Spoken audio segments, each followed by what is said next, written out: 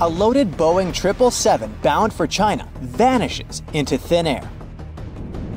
An eerie monolith suddenly appears in the middle of Utah's desert, only to disappear just as mysteriously. And one of Hollywood's most famous cars, James Bond's iconic Aston Martin DB5, has been missing since 1997. But one burning question remains. How can such massive things just disappear without a trace? Buckle up, because we're about to dive into these wild mysteries and explore what might be hiding right under our noses. The 18.5-inch high bust of Queen Nefertiti is housed in the Neues Museum in Berlin. Apparently, she was like the Beyoncé of ancient Egypt.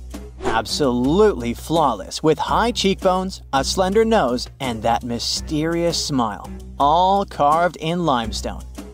But wait, where's her eyeball? Or rather, her iris? Yep, her left eye is just an empty socket staring into eternity.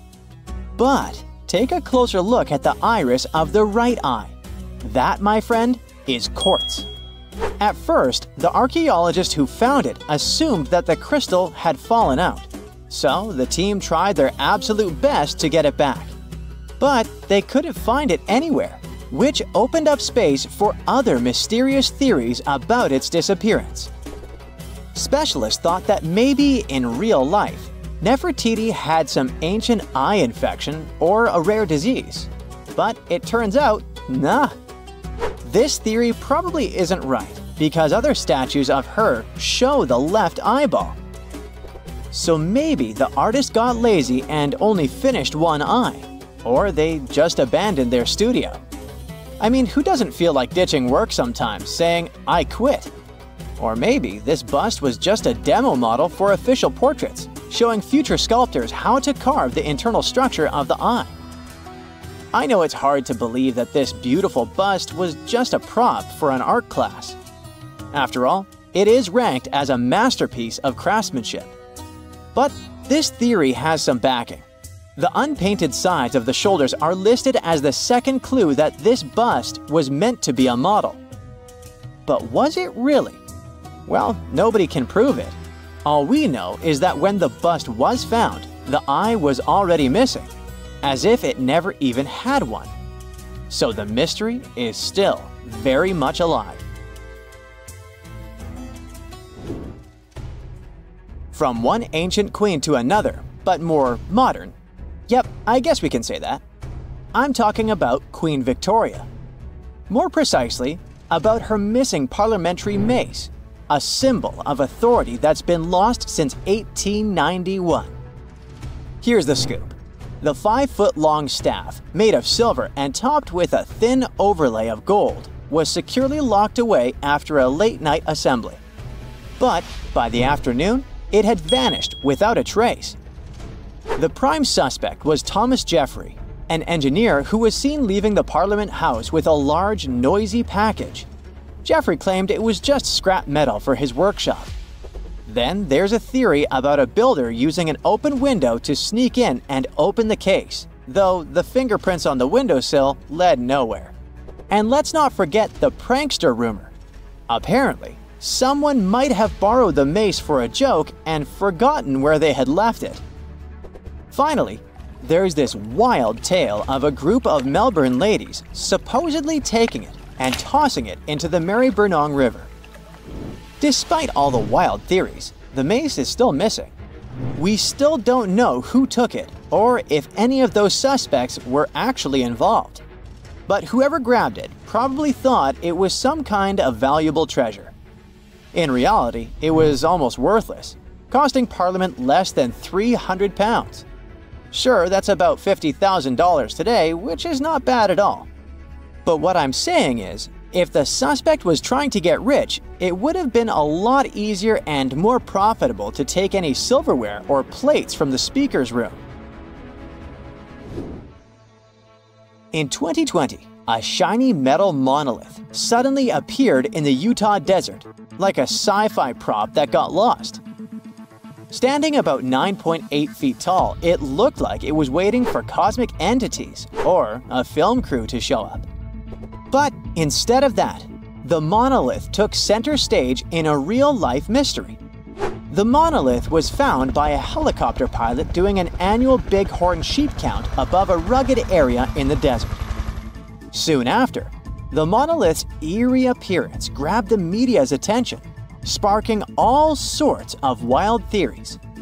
Most of them, of course, involved extraterrestrials. But my absolute favorite is that this piece was created by an avant-garde artist who's really into 2001: A Space Odyssey. While everyone was scratching their heads, a photographer reported seeing 4 guys come in, break the monolith apart, and make off with the pieces in a wheelbarrow. Yep, they literally rolled away with it. One of them even said, "Leave no trace," as if they were auditioning for a secret agent role. That means that while some were dreaming of interstellar visitors, the real action was probably much more down to earth. Still, the Utah monolith mystery remains unsolved. Nobody knows exactly who took it, and no one has seen it since. Yeah, that's right.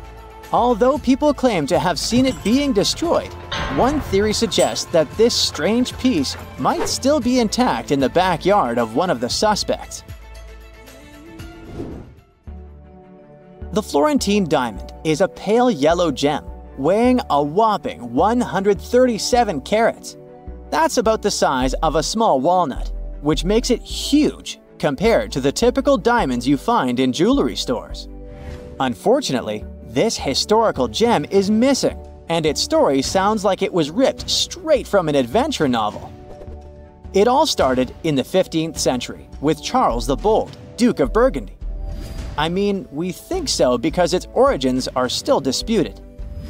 Theory number 1 says that when Charles met his unfortunate end, he was wearing the diamond. Then, a peasant or a soldier allegedly saw the yellow rock and thought it was just glass, selling it at a very cheap price. Not a great deal, especially since if this diamond were auctioned today, it could be worth more than $20 million. Some people think that this story is just a tale, because the first historical reference to the diamond comes much later, in 1657, when French traveler Jean-Baptiste Tavernier described a large gem owned by Ferdinand II de' Medici, the Grand Duke of Tuscany. So, that takes us to theory number 2. When the last Medici passed away, the Habsburg family put their hands on the gem, making it part of the Austrian crown jewels. When the empire collapsed, Emperor Charles I of Austria allegedly took the diamond with him into exile. In 1918, someone close to the imperial family decided to borrow the diamond, if you know what I mean, and took it to South America, along with other crown jewels. So, the Florentine diamond could have been part of a royal gem heist, but as a victim, I guess.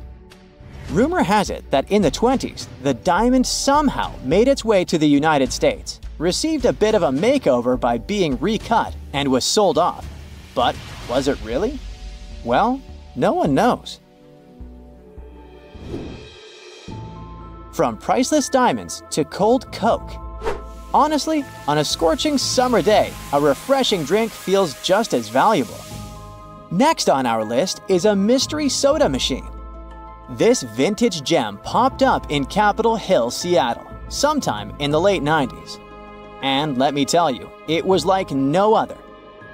People used to say that it had a bunch of mystery buttons that, instead of your usual Coke or Sprite, dispensed some pretty strange and elusive flavors.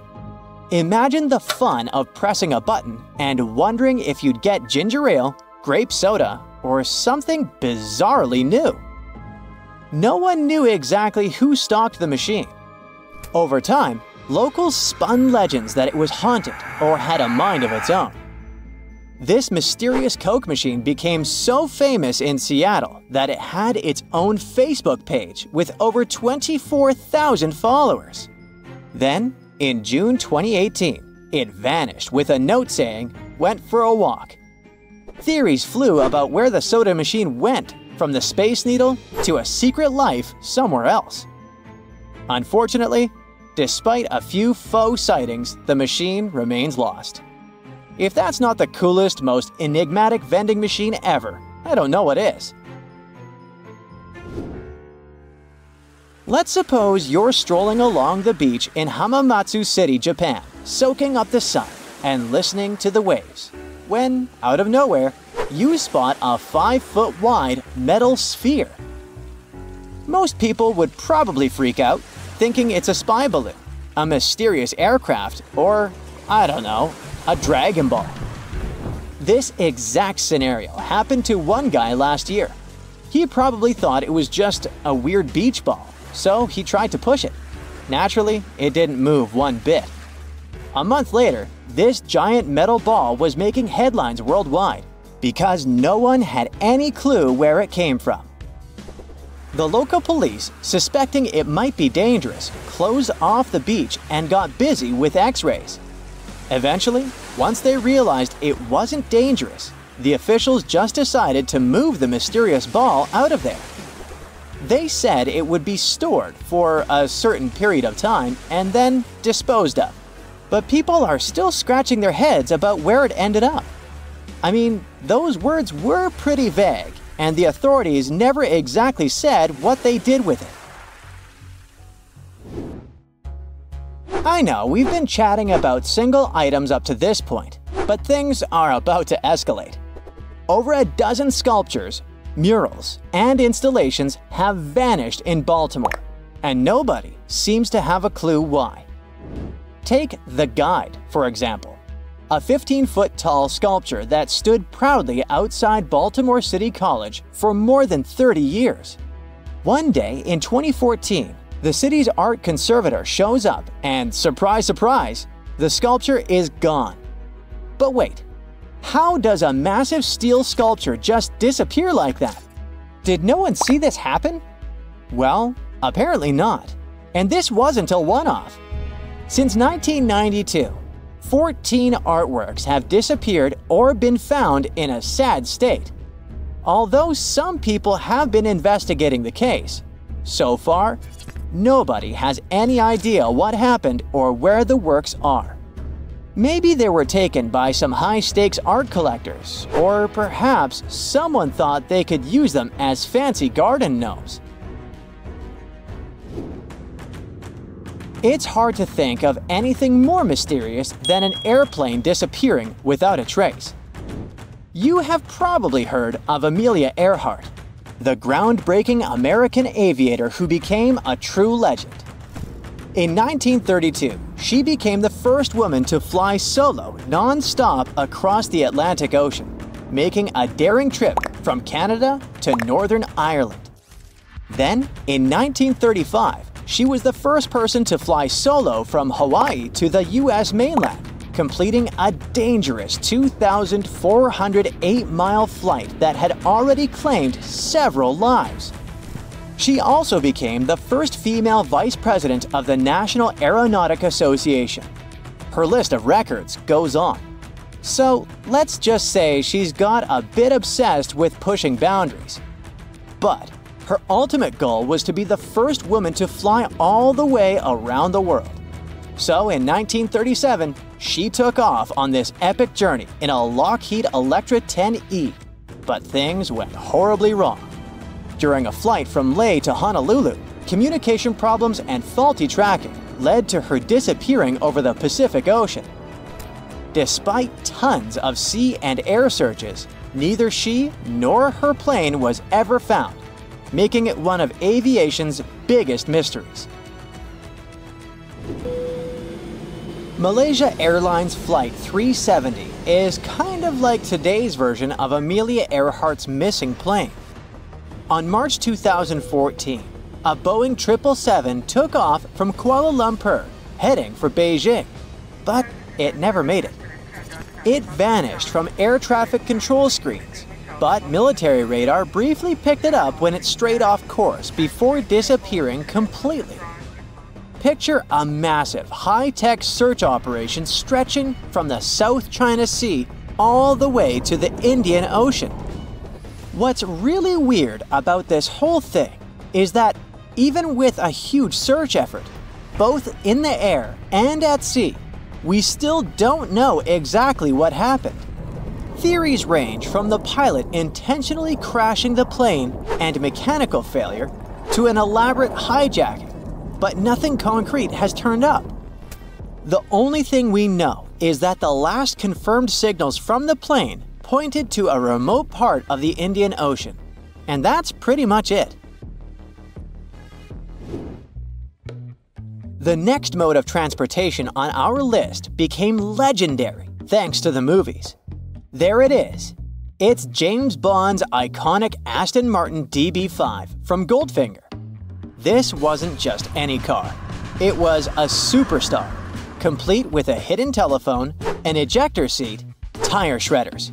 It had more tricks up its sleeve than Bond himself. But on June 18, 1997, this famous DB5 vanished from a hangar in Florida. That's right, it just disappeared like a magic trick gone wrong. At that time, the car was owned by businessman and car collector Anthony Pugliese III and was worth a whopping $7 to $10 million. It wasn't the best disappearing act, though. Tire drag marks on the floor leading out of the hangar made investigators think the car was probably hauled out by its axles and loaded onto a flatbed truck. If that was the case, the thieves likely waited until after dark to make their move. Now, onto the theories. Some folks think it was shipped off to a secret lair, maybe a swanky palace in the Middle East. Others believe it might have been sunk into the ocean, Bond style. There's even a rumor that Pugliese himself hid the DB5 in a warehouse in New Jersey. Despite a six-figure reward and a detective hot on the case, the legendary car's whereabouts are still a mystery. The list of missing Hollywood props doesn't stop there, and Tony Stark might need to file a police report. In 2018, the original Iron Man suit worn by Robert Downey Jr. simply vanished from a warehouse in Los Angeles. That iconic red and gold suit from the 2008 Iron Man film, valued at $325,000, just poof, disappeared. You'd think if someone took it for the money, they'd grab more stuff from the prop storage, right? Come on, that place was full of objects from Hollywood. But nope, the suit was the only thing that disappeared. With no suspects in sight and no other items reported missing, this possible heist feels like it could have been pulled off by Thanos himself. You know, if he wasn't, well, fictional.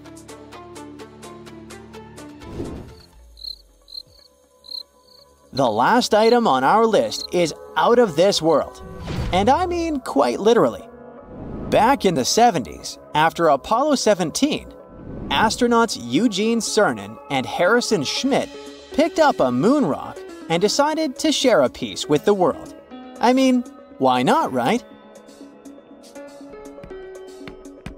So authorities chopped up the rock.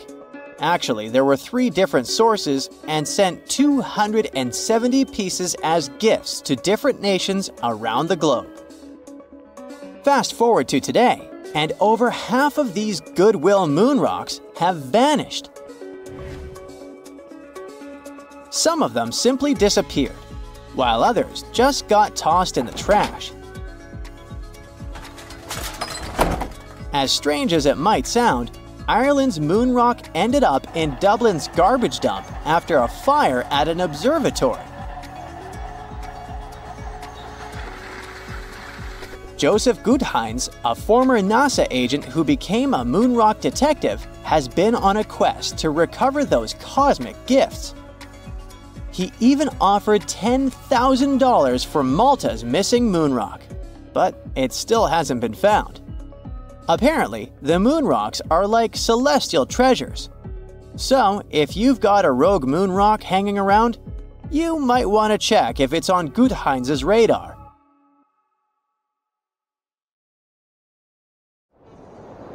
In November 1922, a boy walked through the desert mountains of Egypt and discovered some ancient steps carved into the rock. Subsequently, this find became one of the world's largest and most significant archaeological discoveries. This step was part of Tutankhamun's untouched tomb. Archaeologists found about 5,000 ancient objects, including jewelry, fabrics, painted vases, and funeral masks. You've probably seen one of them. It has become one of the most recognizable attributes of ancient Egypt. More than 100 years have passed since then, and now humanity has finally become close to another large-scale discovery, the tomb of Cleopatra. This queen was the last active ruler of the Ptolemaic Kingdom of Egypt, who sat on the throne from 51 to 30 BCE. There are many ancient records about Cleopatra, her reign, and her unusual personality, but until now, no one has discovered the secrets about her passing away in the burial place. So, one archaeologist, Dr. Kathleen Martinez, has been studying ancient records and temples around Alexandria for decades, and concluded that the tomb of the queen should be located under the ancient city of Taposiris Magna, founded in 280 BCE. It was a big city on the northern coast of Egypt, where tens of thousands of people were engaged in trade and industry, and it seems that Dr. Martinez's guesses turned out to be correct. She and a group of archaeologists have discovered a secret underground tunnel near Alexandria, with a length of about 0.8 miles. It was cut into the rock under Taposiris Magna's temple. During further excavations, they found many things that indicate Cleopatra's tomb lies in the tunnel's depths. It's also possible that she is buried there together with the Roman commander, Mark Antony. According to ancient records, Cleopatra and Mark Antony loved each other and together opposed the Roman Senate, which declared Antony a traitor. The fact that natural disasters have occurred on the territory of Taposiris Magna for thousands of years can complicate the excavations. Earthquakes and floods destroyed the city and possibly flooded its underground tunnels. But archaeologists hope the ancient tomb remains untouched, and that it hides many treasures and records about the royal life of ancient Egypt during the reign of the last dynasty. There's a chance that excavations will go underwater and in the mud. This will require much time and funding, but archaeologists are sure it's worth it. Anyway, it's too early to say that Cleopatra is really buried there, but scientists have found many things in the tunnel that confirm this, including clay pots, dozens of coins with the image of Cleopatra and Alexander the Great, as well as a bust with the image of the Egyptian queen. Cleopatra is still one of the most popular personalities in Egypt, on an equal footing with Ramesses III and Tutankhamun. She inspired many films, paintings, and books, but what made her so popular? She became famous for her inconsistency. She was a beautiful, intelligent ruler who pulled Egypt out of the crisis and made it a prosperous power. Medieval Arabic texts say she knew chemistry, mathematics, and philosophy, and may have written several scientific books. She knew several languages and had excellent diplomatic skills. At the same time, there are many legends that she was a femme fatale who drove many men crazy. However, there's no evidence that her beauty was incomparable. The image of a stunning model was created by Hollywood when it made several films where famous actresses performed the role of Cleopatra. And the Roman Emperor Octavian, the adopted son of Julius Caesar, specially created the image of Cleopatra as an insidious seductress because he was her enemy. Even though she was born in Egypt, Cleopatra wasn't an Egyptian. Her ancestors were Greeks, among whom was one of the generals of Alexander the Great. However, the people of Egypt loved her. She learned the language and was very sensitive to the traditions of this country. She knew the history, mentality, and customs of ancient Egypt well. She raised the level of its economy and strengthened its status as a world power. Much of this was made possible thanks to her cunning and impressiveness. She loved theatrical performances and lavish celebrations. She knew how to surprise people and put on a show. But behind the exterior image of a luxury lover was an intelligent and calculating ruler.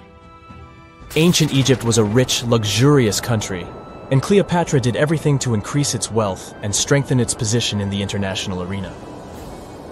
For example, she was once in conflict with her brother Ptolemy XIII Odd. The queen knew that she wouldn't be able to resist him, so she decided to attract Julius Caesar to their side. The Roman emperor arrived in Alexandria, where Cleopatra wanted to meet him, but Ptolemy knew about her plans and was about to prevent her from coming to Caesar. Then, instead of a rich and noisy arrival, Cleopatra decided to make her visit inconspicuous. She wrapped herself in a carpet or linen bag the emperor's servants carried into Caesar's private chambers. Cleopatra emerged from the carpet and impressed the Roman emperor with her beauty and determination. As a result, they fell in love with each other and became close allies. After some time, she impressed another influential Roman for diplomatic purposes. She arrived to meet Mark Antony on a golden barge with purple sails and silver oars. Cleopatra was dressed in the image of Aphrodite and sat under a magnificent canopy. Her servants dressed like cupids and were blowing her fan and burning incense. But Cleopatra created such a show for a reason. She knew that Antony revered Greek mythology and considered himself the embodiment of Dionysus. As a result, he was so impressed with this woman that he ended up marrying her. Cleopatra defended her crown, strengthened her alliance with Rome, and bore Antony 3 children. In Egypt, they threw big parties and enjoyed wealth with power. However, the relationship of a high-ranking official with the Egyptian queen caused a scandal in Rome. Octavian was Antony's primary opponent in the struggle for power, so he exploited the situation to darken the competitor's reputation. He used propaganda to make Cleopatra an insidious seductress in the eyes of Roman citizens. He accused Antony of succumbing to her charms. The Roman Senate supported Octavian and declared Cleopatra an enemy. In 33 BCE, this conflict reached a high point when Antony's navy clashed with Octavian's fleet. The latter won and forced his enemy to flee to Egypt with Cleopatra. According to some records, they took refuge near Alexandria. Pursued by the Romans, they hid in one of Cleopatra's palaces and met their end. Some legends say that Cleopatra was an expert in poisons. She provoked a venomous snake, a viper or an Egyptian cobra, to bite her. Also, according to another legend, she pricked herself with a poisonous needle. There's a theory that Cleopatra always carried an ampule with poison inside her hairbrush. And when she was cornered, she soaked the needle with this poison and pricked herself. None of this can be said for sure. Scientists are still trying to find out the truth. Perhaps when they reach Cleopatra's tomb, the world will get more answers about her tragic fate. She is considered the last ruler of Egypt. After her passing, Octavian plundered her palaces and temples and returned to Rome, where he became the main emperor. He successfully ruled the country and expanded its borders. His reign ended when he turned 75. World history would have looked different if Cleopatra and Mark Antony hadn't lost that naval battle. By the way, did you know that more time has passed between Cleopatra's reign and Neil Armstrong's flight to the moon than between the reign of the Egyptian queen and the construction of the Great Pyramid of Giza? Armstrong took a step on the Earth satellite in 1969, 38 years after the birth of Cleopatra. And the construction of the pyramid took place in 2560 BCE. Imagine how long the history of ancient Egypt is. Cleopatra is closer to us in time than to the pyramids. Let's face it, most ancient tombs have been looted at least once. No matter how scary the rumors could have been, most mummies were open too. But one. This is the Bashiri mummy, and it puzzles everyone so much that nobody dares to see what's inside. Meet Howard, but you must know him already if you're into Egyptian history. He's primarily famous for discovering King Tut's tomb back in 1922. But few people know that before this revolutionary discovery, he had probably found another mummy. It happened in 1919, and it goes by several names. Either the Bashiri mummy, or the Mummy of Pacheri, or the Untouchable One. Some reports say that Howard stumbled upon the Bashiri mummy in Luxor's Valley of the Kings, just where he would later find Tut's tomb. Despite this find, not much is known about this particular mummy. The reason why it's still unharmed in any way is not because of some superstitions, but because nobody is sure that they can undo what they do if something goes wrong. The mummy is so intricately wrapped that researchers never unfurled it for fear of irreversible damage. The golden rule of anyone who worked with antiquities: If you're not sure you can't make it better or preserve it unchanged, do not touch it. History knows many examples of ancient relics ruined beyond repair, say Ecce Homo, or smiling statue restoration. The delicate fabric that covers the mummy's face has this cool design that kind of looks like a pyramid. The researchers are not 100% sure, but this might be the only one of its kind with that embalming style. But without knowing the ancient technique, it's next to impossible not to ruin the mummy while unwrapping and wrapping it back. Back in the day, people, both experts and looters, would unwrap mummies for all sorts of reasons, mostly to study them. Luckily, these days, we have advanced tech that lets us check out what's inside a sarcophagus without having to unwrap anything. After taking a closer look at the Bashiri mummy, researchers figured out that it belonged to a man who was around 5.5 feet tall and lived during the Ptolemaic era, which makes this mummy roughly 2,300 years old. The Egypt Museum shared that the X-ray scan also uncovered an inscription of the guy's name, but it's a bit tricky to tell if it says Pacheri or Nenu, adding to the intrigue. The museum also pointed out that the fancy casing the mummy is in features all sorts of decorated scenes. You can see the mummy lying on a bed, flanked by deities Isis and Nephthys, along with the 4 sons of Horus. Plus, there are 2 images of the funerary god Anubis at the feet of the casing. By the way, Bashiri mummy is not the only one that has remained untouched. This is Issa Temkebde, and Gaston Maspero, a French archaeologist, made the decision to leave her mummy untouched, wanting to keep her resting peacefully since she was in such amazing shape. He did mention, though, that her tomb had been raided long ago. Thanks to some X-ray work, we learned more about the mummy. The scans revealed a few artifacts still wrapped up with the wife of a high priest, including amulets around her neck, right arm, and forehead. The X-rays also showed she had some dental issues and arthritis in her knees. While she passed away as an older woman, it's tough to pinpoint her exact age. However, various sources from her son's reign indicate that she was held in high regard in the kingdom. Isitemkebd served as the sister wife of Penejim II. You got me right, they were related by blood and were siblings, but back then it was pretty common to get married this way to preserve the purity of the bloodline. Say that to Habsburg, duh. Their chase for purity only led to inbreeding and the notorious Habsburg's jaw. Right, I guess we should not judge ancient Egyptian rules and morals, but what we can say for sure is that both Bashiri and Isitemkebd were incredibly lucky to stay untouched. The odds were not in King Tut's favor, though. The researchers' work hit him hard. The tomb itself was discovered in 1922, but it wasn't until 1925 that the nested coffins were opened during an excavation. The outer coffin, held together with silver pins, opened up to show another coffin shaped like a mummy, decorated with colorful glass and flower garlands. There were worries about the king's mummy because it had been exposed to moisture. The middle coffin was pretty heavy and didn't have any handles, so they had to be super careful taking it out. Inside the innermost coffin, which was solid gold and wrapped in a red cloth, they found the royal mummy, and this all went down on October 28, 1925. Tutankhamun's mummy, measuring about 6.07 feet, fit snugly into the innermost coffin, which was 6.17 feet long. You can already tell there was a problem, right?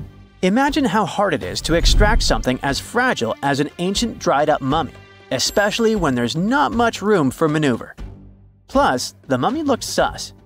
It was pitch black.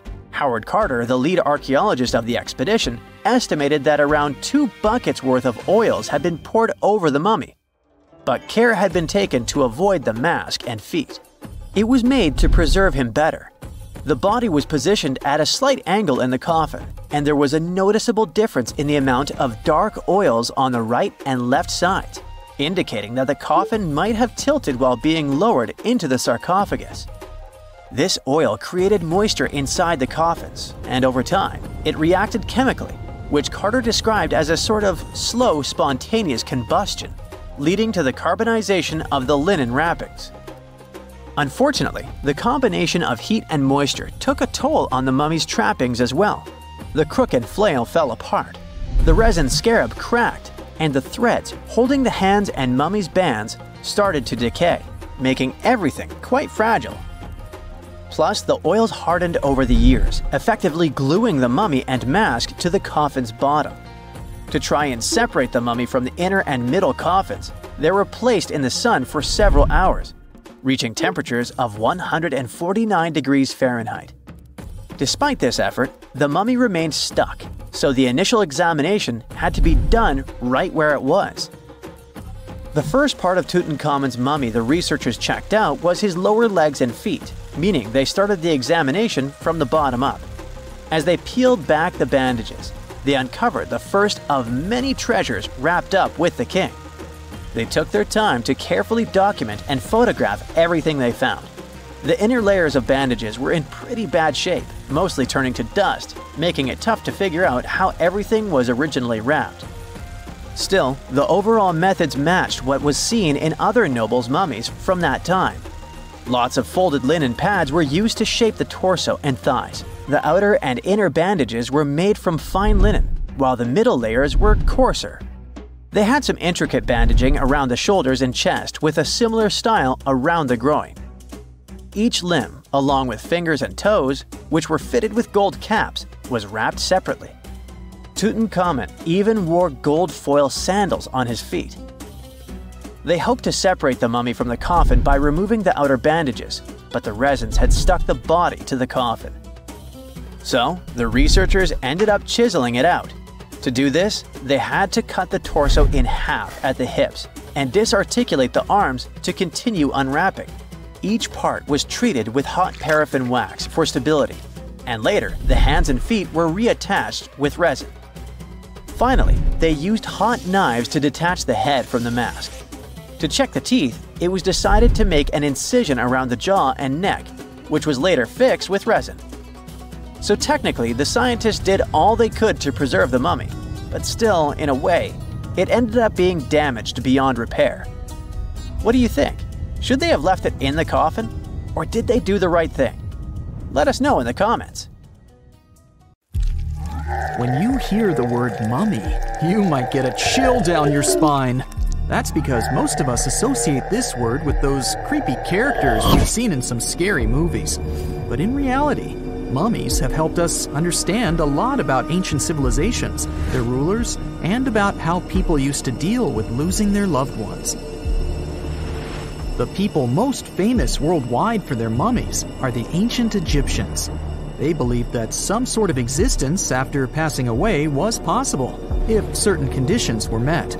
That's why they insisted on preserving the human body through the process of mummification and placing the mummy in a furnished tomb, kind of like giving it a fully functioning apartment of its own.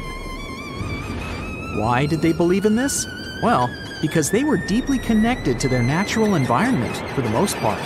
They saw the natural cycles around them, like how the sun rose every day, followed by the moon, or how new life was always sprouting from plants, even after they had wilted away.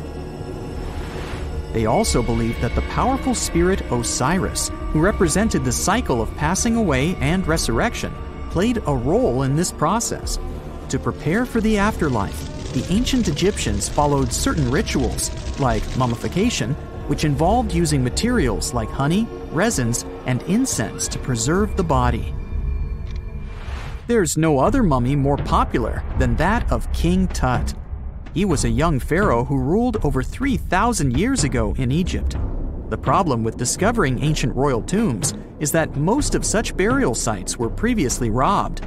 People knew ancient rulers had been left with many valuable belongings, so those locations became vulnerable to thieves.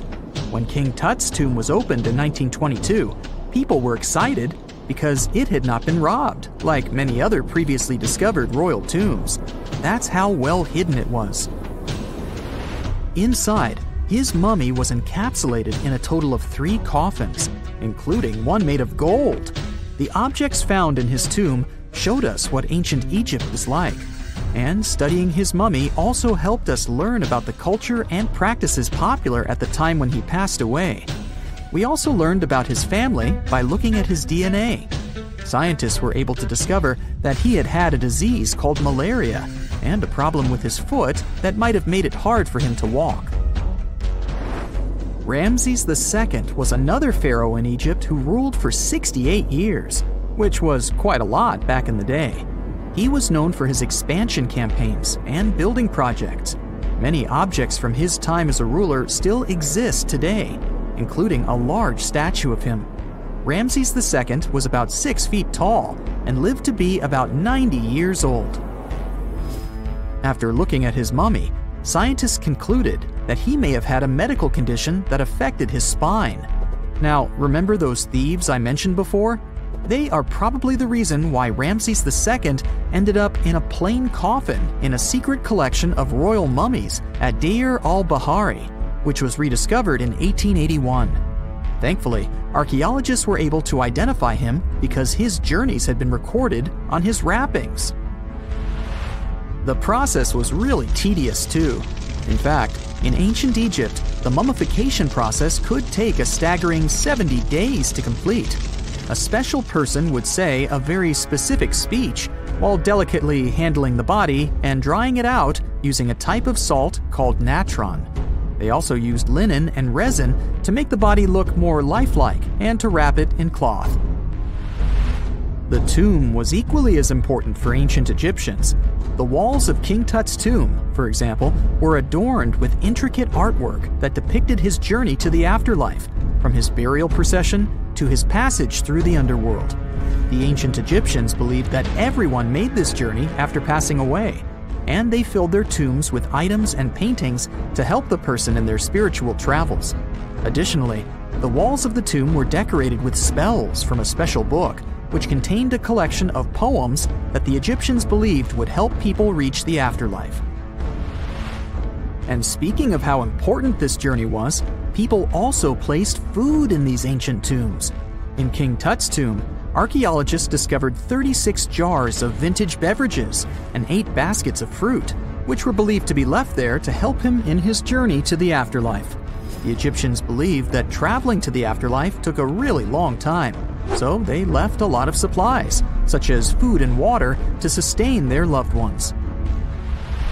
Pharaohs also generally had numerous luxurious garments and beautiful jewelry in their tombs to ensure that they would have a fashionable journey. These items included various types of linen clothing, such as tunics, scarves, gloves, and headdresses, as well as a lot of gold jewelry with precious stones, like bracelets, buckles, pendants, necklaces, rings, and even precious depictions of insects for protection. Some were also deposited with fans made from ivory and ostrich feathers to keep them cool in the afterlife. Some ancient rulers were even placed in their forever apartments along with boats. For example, Pharaoh Khufu built the Great Pyramid at Giza as his tomb, and a large ship was found inside. King Tut, however, was buried with multiple boat paddles, but no actual boat. Instead, he had 3 chariots and numerous walking sticks made of precious materials, perhaps indicating he'd rather travel to the beyond by land, not by water. Amongst the most interesting objects found near ancient mummies are bottles of oils and perfumes. If rulers were supposed to be fashionable, why not smell nice too, right? Also, some of them had some ancient kinds of board games, most of them made out of precious materials like gold or ivory. One of those games was called Senet. It was very popular amongst the ancient Egyptians and very similar to modern-day chess. The ancient Egyptians may have the most famous mummies out there, but they weren't the first to invent the procedure. In fact, it all started in South America with an ancient civilization named the Chinchorro. As far as we know today, these people were the first to mummify their loved ones that had passed away. They did it somewhere around 2,000 years before the Egyptians started their own rituals. Sure, we can tell a lot about ancient rulers by studying these mummies, but until recently, we had no idea what they really looked like during their lifetime. Not so long ago, though, some very special mummy paintings were found by archaeologists studying ancient Egyptian objects. These mummy portraits are highly detailed paintings of individuals that were made while they were still alive. Such paintings were often painted on wood, as opposed to the classical portraits we all know about, which are painted on canvas. They are known for their realism and beauty, and have even been used by researchers to diagnose diseases by comparing them to the corresponding mummies. Some of these portraits also include depictions of jewelry, which was later found on the mummies. The recent discovery of these mummy portraits in Central Egypt is significant, as it marks the first time in over a century that such paintings have been found. Mummies appeared all around the world naturally, too. Mummification can occur without people intervening because of natural conditions, like extremely cold or hot environments, places with a lack of oxygen, or accidental exposure to chemicals that preserve the body. These conditions don't allow bacteria to grow, resulting in the body remaining more or less intact. Famous Otzi was one of these mummies. We know today he was a man who lived around 5,000 years ago in Europe. But upon his discovery in the Alps in 1991, Austrian authorities initially believed that he was a modern mountaineer because of how well preserved the body was. However, after the Iceman was removed from the glacier, it was determined that he was actually from the Copper Age. Unlike many other ancient Egyptian burial grounds, King Tutankhamun's tomb stayed hidden and free of unwanted thieves for 3,000 years. One reason was that the tomb was smaller than average and tucked away in a place called the Valley of the Kings. This area was already being extensively explored by the time they stumbled upon Tut's spot. The entrance was all covered in debris from building a nearby tomb, which must have also helped keep it a secret. There were also zero writings or signs on the outside of the tomb. Time passing also played a part in keeping it in amazing shape until the 1920s, when a man named Howard Carter finally made it in. But was Carter that big of a hero? Some recent findings say he might have been sneakier than initially thought. People used to think Carter wasn't just a glorified treasure hunter, he was a true archaeologist. Before Tut, he had been on a relentless quest for Egyptian artifacts. He discovered his interest in these unusual objects when he was a child, and soon started drawing the sculptures and inscriptions that were found in ancient tombs. After stumbling upon the remains of King Tut, Carter spent a decade recording and processing all sorts of objects, like golden thrones, chariots, and statues from Tut's tomb, shipping them down the Nile to Egypt's museum in Cairo. Well, at least that was the official story. More recent discoveries claim that not all of the objects made it to Egyptian officials. A secret letter seems to uncover Carter's little 10 for them, 1 for me policy. The letter in question was sent to Sir Alan Gardiner, a philologist and friend of Carter's, dated from 1922. In these writings, Carter mentioned having found the tomb and was asking his buddy for some advice. In another letter from 1934, Gardiner seems to be thanking Carter for an amulet, which was sent to him as a thank you gift.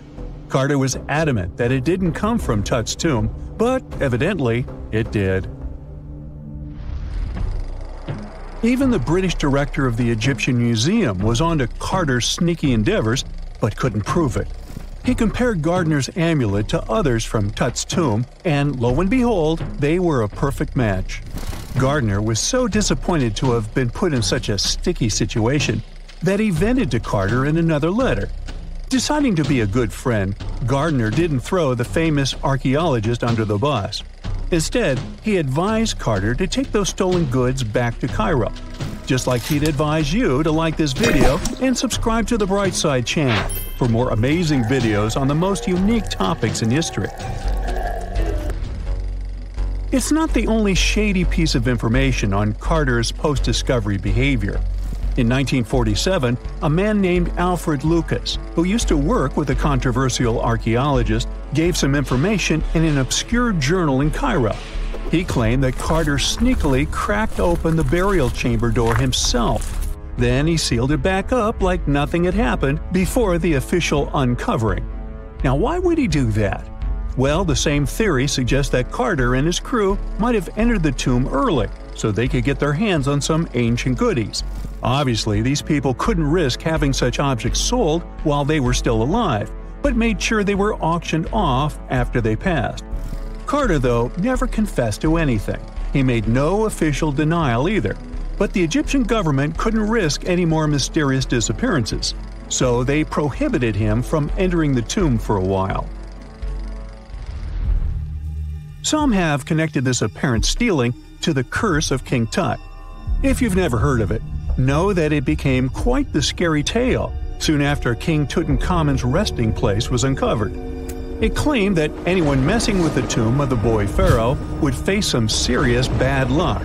It's not all dramatic like a mummy going on an aggressive spree, but word got out that the people involved in disturbing King Tut's lair met some mysterious, untimely ends.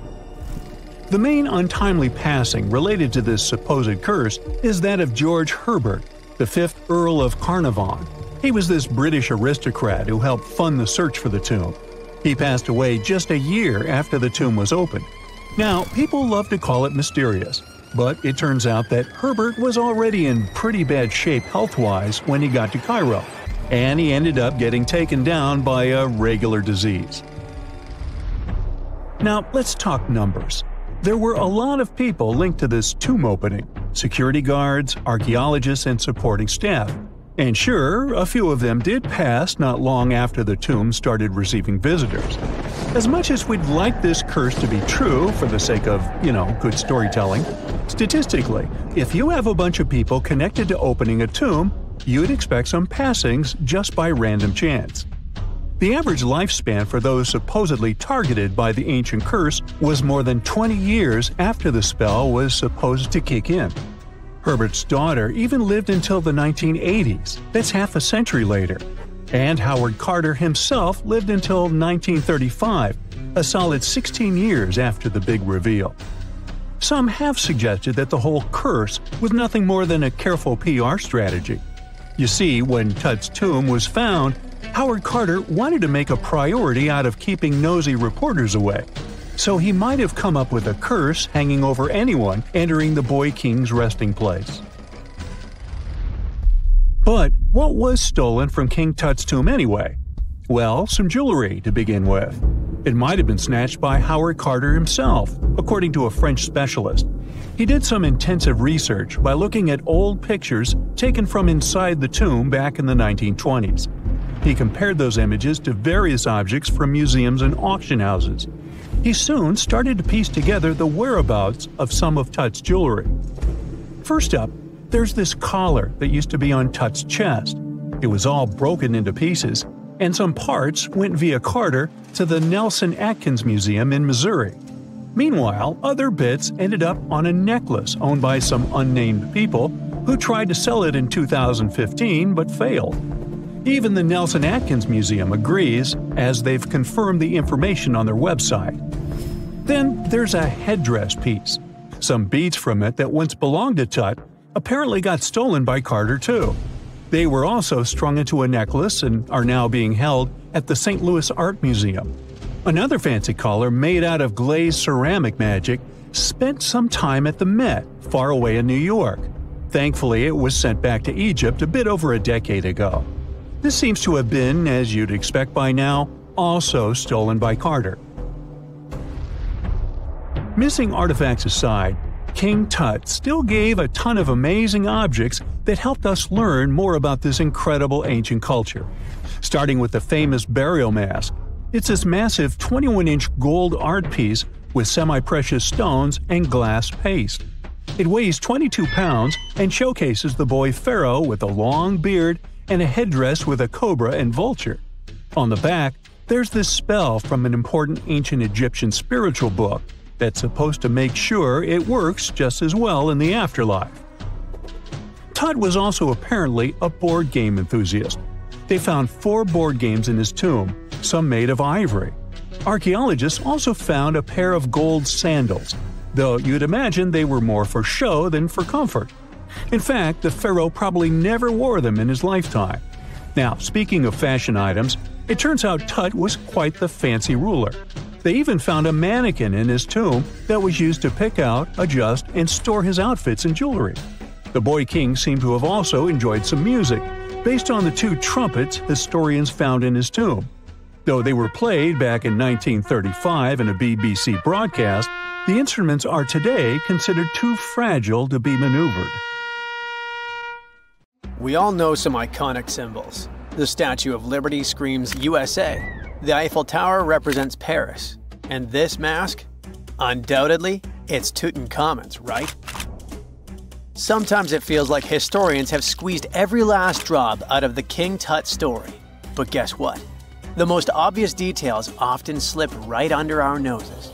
Like the fact that this famous mask didn't actually belong to him, nor was it ever meant for him. Stick with me for the details. Can we get a close-up of that mask? Thanks. See those holes? Yep, they're for earrings. And no, it's not that they had anything against jewelry, but back in ancient Egypt, earrings were typically worn by high-status women or kids. Now, if you know your history, you might say, but Tut was a boy king, wasn't he? You're spot on. He began his reign at just 9 years old. Sadly, that didn't last long as he passed away at a very young age. So when he was 9, he might have worn earrings, but he probably took them off when he hit that no earrings age. Sounds reasonable, right? Actually, not quite. That would have been pretty strange since nobody expected him to pass away young. Certainly not at 9. So no one was preparing a kid's mask for a burial. It's this untimely demise that suggests that the mask used was simply the best option available when Tut passed away. There are more clues pointing to the idea that the mask was found in a hurry. Let's think about this.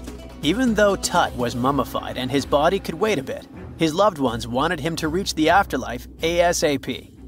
Some experts even believe the paint in the tomb was still wet when it was sealed. But look at his mask. It's a masterpiece. There's no way it was made in a rush. It's way more elaborate than other simpler cartonnage pieces. The renowned mask of King Tut stands 21 inches tall, adorned with precious stones, and features a golden beard that weighs 5.5 pounds, making the entire mask 22.5 pounds. Okay, I'm a bit confused here. So it seems like it was probably a kid's mask, but it had a beard? I've never seen a 9-year-old with a goatee, and I'm guessing you haven't either. Just think about it. A grown man's face compared to a kid's face. Fun fact for you, our faces pretty much stopped growing at the age of 16, so by 19, Tut would have definitely had the face of an adult man. Can you imagine trying to fit a relatively small kid's mask on a grown man? That would have been super embarrassing, and no one would have let that happen. Right, let's dismiss the kid's theory. Now the second option, if you remember, is that the mask could have originally belonged to a woman. This is where the beard theory comes into play. Some researchers believe the beard might have been added later on. Here's another twist. What if the mask was actually made for Nefertiti herself, who ended up maskless? In this case, there are two discoveries. Two birds with one stone.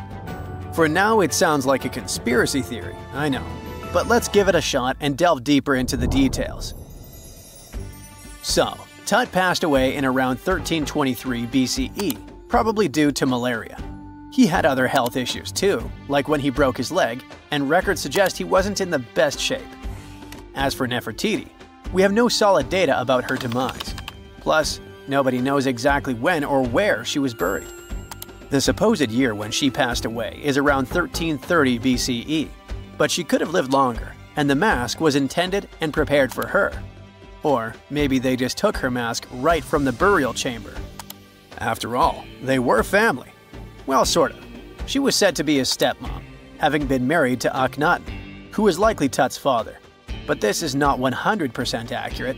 Some scientists doubt it. Ah, these ancient Egyptian families. It's hard to keep track of who's who. I know, you're not yet convinced that Tut wore a lady's mask. Let me share one more theory with you. Meet Howard Carter, the enthusiastic archaeologist who discovered Tutankhamun's tomb. It was located in the Valley of Kings outside Luxor, and, to everyone's surprise, was nearly intact. When he entered, he noticed something odd. This didn't feel like a pharaoh's burial chamber. It was classy and all, but it had a vibe that suggested it was made for a woman. Typically, Egyptian pharaohs had larger tombs that suited them better, and even more strangely, it was oriented to the right of the entrance. This didn't add up. That orientation was typical for female chambers, which Egyptian queens used. Another red flag was that the chamber appeared to have been built in stages, and all the artifacts, around 2,000 of them, seemed hastily placed there. Even more curious, they looked like they were meant for other royals. Carter discovered this burial site in 1922, but it remained a mystery as to why it was so bizarre. Almost a century later, Nicholas Reeves thought he may have solved the puzzle. He claimed that King Tut might not have been the original resident of the tomb. Instead, he suggested that the undisturbed resting place of the legendary Queen Nefertiti could be hidden behind the walls of the boy king's burial chamber. Nicholas studied high-resolution photos for months, meticulously examining every pixel. One day, he focused on detailed scans that revealed the texture of the tomb's walls beneath layers of paint. He spotted what he believed to be outlines of two doorways that had been blocked and plastered over to hide them from view. The more he looked, the more it seemed real. Could it be a tomb within a tomb? Nicholas theorized there was a hidden storeroom behind the western wall of King Tut's tomb, and his chamber might just be the outermost section of a larger corridor-style network of rooms. It all sounds fancy, but sorry to break it to you, Reeves' theory was debunked. To find out if he was onto something, experts had to use ground-penetrating radar to see the unseen. Reeves' idea was that if there were gaps, it could indicate the presence of additional rooms. And at first, in 2015, one expert even thought he had found a hidden room. But the glory didn't last for long. A year later, after double-checking, it turned out there were no hidden doorways. By the way, Nefertiti isn't the only legendary woman from Egypt whose burial site remains a captivating mystery. There's a cool legend about Cleopatra that you might enjoy. It's said that she once declared, "No man will ever find my tomb." Kind of fitting, right? After all, the person who's come closest to uncovering her final resting place is a woman. Fast forward a few millennia after she passed away, and while no man has located it, archaeologist Kathleen Martinez believes she might have cracked the code. She's been on the quest for Cleopatra VII's tomb for nearly 20 years, and recently discovered a bust that she thinks represents the famous queen. However, not everyone is on board with her claim. Some experts argue that the bust doesn't resemble Cleopatra at all. Alongside this intriguing marble statue, Martinez's team also unearthed 337 coins, some of which, less controversially, feature Cleopatra's likeness. But the real part is that it's still not officially confirmed. There's no doubt about the existence of the small bust. It's carved from white marble, fits in one hand, and shows a woman wearing a royal crown, according to a translated statement from the Egyptian Ministry of Tourism and Antiquities. The big question, though, is who it actually depicts. While Martinez insists this statue is a representation of Queen Cleopatra VII, many other archaeologists argue that the facial features don't match, suggesting it likely belongs to a princess instead. Sorry, I can't resist the temptation of breaking the magic for a moment. Some folks believe that the whole idea of "no man will find my tomb" is misunderstood. Even if she did say it, what she probably meant was "no living soul," and it wasn't about gender at all. It can as well be just a beautiful legend. Toodaloo! Secant, cosine, tangent, sine, 3.14159. Yeah, that was the cheer we heard coming from the trigonometry club back in the day. For the rest of us in math class, terms such as sine, tangent, and pi were just bewildering. Who invented these and why? Was their only purpose to make it harder for students? Well, not quite. Trigonometry was invented by the ancient Egyptians.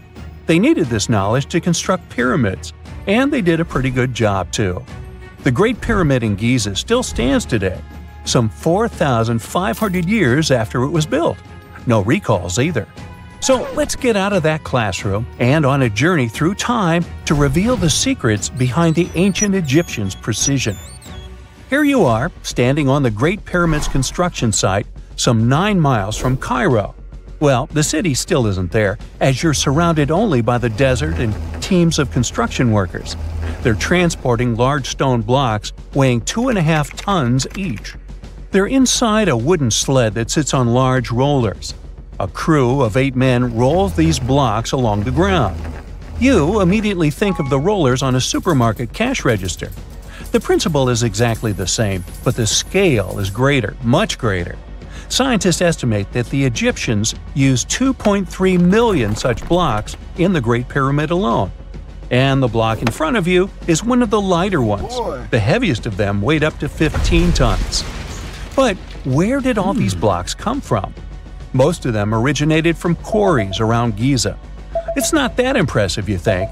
But wait until you hear how ancient engineers transported the granite used in construction over 500 miles to the pyramid.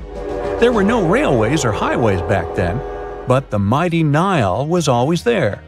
Researchers even believe that the Egyptians dug a canal to connect the Nile directly to the pyramid's construction site. All they had to do then was to wait for the flood season to begin, and voila! The rising water levels floated the heavy stone blocks for them. But how did they lift the enormous stones on dry land to stack them up to the top? Did they use oversized cranes? Well, ancient Egyptians worked around this problem, literally speaking. One of the workers is now pointing to the giant ramp going around the pyramid they're building. This is how a mountain road zigzags its way to the top. If the ramp went directly to the top of the pyramid, then workers couldn't pull the stone blocks along it. It would be too steep. Scientists have calculated that 8% could be the maximum incline. So ancient Egyptians just extended the ramp around the pyramid.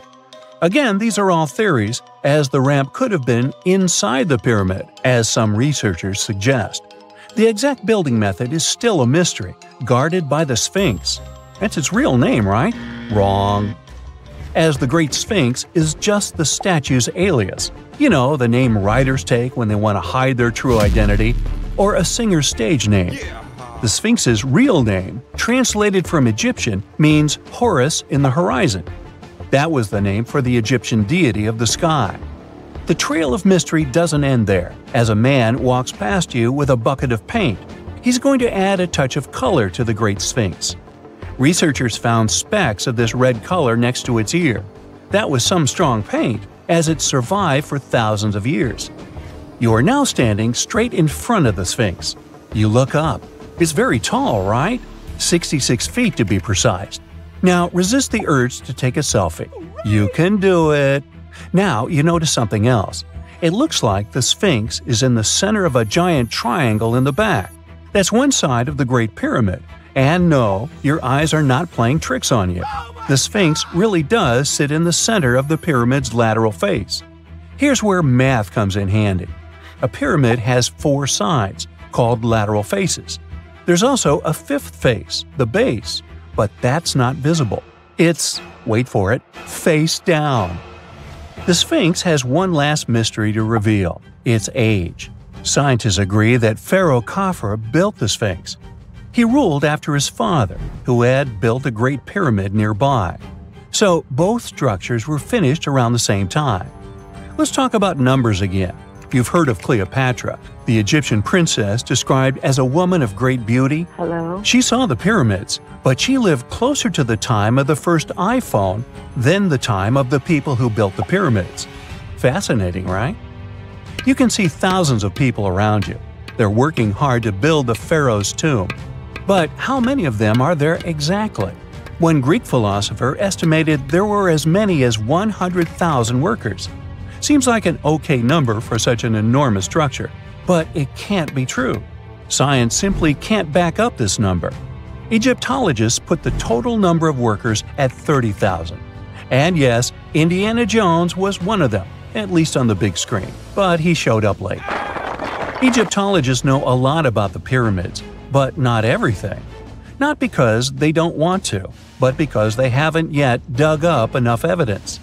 They can only guess how the building process went. First, engineers would arrive to choose the right spot and do the necessary measurements. That's why they needed all that complicated math. Then, it's time for sourcing the material, the large stone blocks I mentioned earlier. When boats deliver them to the site of the future pyramid, workers can finally do their thing. They operated in smaller groups, but there were at least 2,000 of them chiseling and carving away at any given time. Sounds like a typical construction site today? Well, that's because it is, just thousands of years ago. It's amazing what ancient Egyptians were able to achieve with just copper and stone tools.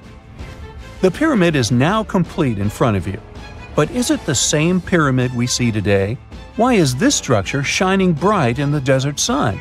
Isn't it supposed to be a dusty yellow color? Well, no. Human activity and the elements have completely stripped the outer layer of stones over time. Expert craftspeople polished these blocks using nothing but stone and sand. The end result was a smooth and shiny rock. On the day it was completed, the Great Pyramid of Giza was a perfect triangle of light. Its polished sides acted like giant mirrors, reflecting the powerful Egyptian sun. This is the point where you should put your glasses on, and that shiny thing you see at the pyramid's very top is actually gold. The capstone at the top of the pyramid is called a pyramidion. It was covered in sheets of gold. As you can guess, these were the first stones to disappear. Let's make another stop before we get you back to your classroom. We travel to the British Isles, and no, Stonehenge isn't our destination. It is Newgrange in County Meath. Scientists estimate that the ancient peoples of Ireland built this stone monument around the year 3200 BCE. This makes it older than both Stonehenge and the Great Pyramid in Giza. The function of the circular mound in Newgrange is the same as the one of the Great Pyramid and equally mysterious. The estimated amount of loose stone present in the valley is over 220,000 tons. And it's not just randomly thrown on a pile. The order in which the stones are set makes the structure water-resistant. That would explain how Newgrange had survived for so long. Kinda makes you want to splash out the cash for that waterproof phone case, huh? Well, you're back in your school desk, but today's math lecture is the last thing on your mind. You're thinking about how great the Egyptian pyramids are, and if we have something similar today. It turns out modern engineers are just as impressed with the Great Pyramid as you are. There's a glass pyramid sitting in the main courtyard of the famous Louvre Museum in Paris.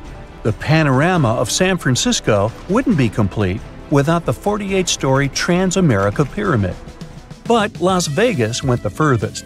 There we find the Luxor Hotel. It's so big that it's the third largest pyramid on the planet. And guess what's in front of it? Yup, a replica of the Sphinx. It's 110 feet tall, 2 stories higher than the one in Giza. Yeah, everything's bigger in Vegas. So looky here, scientists discovered ancient artifacts near King Tut's tomb. Turns out, his VIP final resting place looks more like a public graveyard with about a dozen wooden coffins that's been there for around 3,600 years. Okay, I might have exaggerated a tad. The 11 tombs weren't exactly right next to King Tut, but they were close, near the same city of Luxor. New findings in Egyptian tombs can help us piece together what life was like in ancient Egypt. And guess what? Ancient Egyptians seem to have been remarkably like us, modern humans. Say, the women have always loved jewelry, and archaeologists retrieved a beautifully made necklace with 30 amethyst beads and 2 agate beads, plus a hippo head amulet. Bet it was all the rage back then. Researchers also discovered 2 copper mirrors. One had a handle shaped like a lotus, and the other was decorated with Hathor, the ancient Egyptian deity of the sky, women, fertility, and love. These recent excavations near Tutankhamun's burial site led to another jaw-dropping revelation. For the first time in thousands of years, fragments of Queen Hatshepsut's Valley Temple were uncovered. This fearless woman was thought to be the second female pharaoh, who ruled with both courage and wisdom, leaving a legacy as solid as the stones themselves. Her temple, hidden for ages, opens a window into a time filled with power, intrigue, and spiritual devotion. Archaeologists found over 1,000 beautifully decorated stone blocks on the outskirts of Hatshepsut's funerary temple. There were very few women who managed to take the throne in ancient Egypt. Another tomb was found nearby, and it belonged to the overseer of Queen Teti Sheri's palace, whose name was Jehuti Mez. Queen Hatshepsut seems to have even more tombs, aces up her sleeve. These tombs were carved into the rock instead of being built as pyramids, showing a unique ancient perspective on how to protect the soul in the afterlife. Experts managed to retrieve some cool ancient pieces from the site. Toys made of clay, mummy masks, winged scarabs, and some amulets. Sadly, there surely used to be way more artifacts, but over the last centuries, there have been people other than archaeologists to stumble upon this site. It's likely that looters got to these tombs before them and may have taken some valuable items. But they did leave behind some cool stuff for the researchers, like pottery used for offerings of bread and meat, along with archers' bows that connect the tomb's owners to the Egyptian military. Meanwhile, soul protection is way more important than you might think, especially if you're roaming around Luxor looking for ancient secrets. You aren't scared of King Tut's curse, are you? Let me tell you what happened to those who weren't scared, but promise me to take it with a dash of salt, okay? For years, Egyptologists, especially those who believed in paranormal activity, were convinced that there was an unsettling curse surrounding Tutankhamun's archaeological discoveries. This belief stemmed from the mysterious and untimely demise of several excavators who discovered the tomb in 1922 with no logical explanation for why they passed away. It was just easier to chalk it up to something supernatural and avoid the whole mess. But it turns out it wasn't a curse at all. It was likely the radiation that caused those excavators to perish. Now, you might wonder where the radiation came from. After all, while radioactivity was discovered in the 19th century, ancient Egyptians, despite their impressive pyramids, didn't have any radium lying around to make Tut's tomb glow like crazy. So, what could be the real story? It might have been toxic waste behind it all. Toxic levels of radiation from uranium and hazardous waste have been lurking inside the tomb since it was sealed over 3,000 years ago. The burial chamber of Tutankhamun's tomb reportedly has such high radiation levels that anyone who steps inside could easily end up with a fatal dose of radiation sickness or an incurable condition. By the way, you can have a somewhat similar level of radioactivity if you don't get rid of those moldy dinner leftovers you left to perish in your fridge a month ago. But this radioactivity isn't exclusive to Tutankhamun's tomb. Ancient Egyptian artifacts discovery is rewarding yet dangerous due to unusually high radiation levels in Old Kingdom tombs all over Egypt. Geiger counters have detected radiation at 2 sites near the Giza pyramids, and radon, a radioactive gas, has been found in several underground tombs in Saqqara. Interestingly, experts believe that the builders of these ancient tombs were aware of the toxins, as some eerie warnings were carved into the walls of many tombs. One inscription ominously declared, "They that break this tomb shall meet their end by a malady that no doctor can diagnose." Other ominous phrases like "forbidden," "due to evil spirits," only added to the fear that supernatural curses haunted these ancient sites. Ominous signs have stunned archaeologists since forever, but the fear grew even stronger a century ago with the mysterious passing of Lord Carnarvon, who funded King Tut's excavation in 1922 and reportedly explored the treasure-filled rooms, along with several others who entered the tomb. Arthur Weigall, another British Egyptologist who was present at the tomb's opening and is credited with starting the curse myth, passed away young when he was just in his 50s in 1934. Chances are the condition that made him pass was connected to radiation. In total, 6 out of the 26 people who were there when the tomb was opened met their end within a decade from various causes. Not only X-ray exposure, those reasons include asphyxia, stroke, heart failure, pneumonia, and even poisoning. Well, isn't this getting a little grim? There was one guy who opened the tomb and somehow managed to avoid the infamous curse, Howard Carter, or so it seemed. Some folks pointed to his survival as proof that the curse wasn't real. After digging up the tomb, Carter published several books on the topic and shifted gears from archaeology to dealing in antiquities for various museums. Despite dodging demise or injury, rumors swirled about how the curse may have impacted him in other ways. One of the big stories linked him to Lord Carnarvon's daughter, Evelyn. Some said he was madly in love with her, but she married someone else, so he chose to stay single. Others claimed they had an affair while she was in Egypt, which ended when her father passed away and she left the country for good. However, there wasn't much evidence to support these stories. Evelyn was just 6 when they met, and they remained friends until his last breath. She was even one of the few attendees at his funeral, but denied any romantic involvement, saying they weren't that close. A year after the revolutionary discovery near King Tut's tomb, Evelyn married politician Sir Brograve Beauchamp and had a daughter. That same year, Beauchamp toured the tomb with his parents, guided by Carter himself. Carter never married and, aside from those posthumous rumors about Evelyn, had no other romantic connections. While the curse adds an intriguing twist to his life story, his tendency to keep relationships at arm's length was evident long before the tomb was opened. It seemed Carter just wasn't a people person. In 1939, after battling a serious illness, he ultimately succumbed to fate. He was 64, which was a pretty common life expectancy in the UK back then, so no one really thought it was off and linked it to an ancient curse. When he passed, it turned out he had several artifacts from Tutankhamun's tomb in his London apartment, which were eventually sent back to Egypt, marking what some viewed as the curse's end. Who knows? Maybe if he hadn't had all those ancient souvenirs at his place, he would have lived way longer.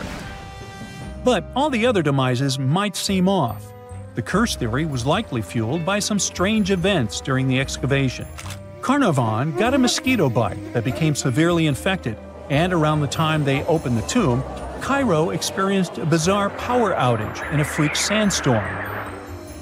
Back in England, the Earl's dog, Susie, managed to escape from Carnarvon's house and began barking frantically at seemingly nothing. At least that's what the staff and family saw. Strangely enough, at the very moment her owner's heart stopped, Susie started howling and fell down without showing any signs of life. Maybe radiation didn't play a crucial role after all, and those were indeed ancient artifacts from King Tut's tomb that made them all perish. Spooky, huh? Egyptian archaeologists made an extraordinary discovery near Cairo just recently. Drumroll, please. The most ancient and most complete mummy yet discovered in the country. Yes, they were keeping it under wraps. The 4,300-year-old mummy was found in a group of tombs close to the Step Pyramid of Djoser, dating back to the Egyptian Old Kingdom. It was covered in layers of gold. The team also found several other tombs, including one belonging to an ancient Egyptian official and another belonging to a secret keeper who had the power to perform special ceremonies. Another interesting tomb was that of a writer, which featured the largest statues ever found in the area. This vast burial site is also home to more than a dozen pyramids and resting grounds. Probably one of the most famous mummies in the world is that of Hatshepsut. She ruled Egypt like a boss for around 20 years, building all sorts of impressive buildings and creating new trade routes. But when archaeologist Howard Carter found her tomb in the Valley of the Kings, her sarcophagus was empty. However, Carter did find 2 coffins in another tomb, one of which belonged to Hatshepsut's wet nurse and the other to an unknown woman. In 2006, a team of specialists decided to investigate whether that mysterious lady was the queen herself.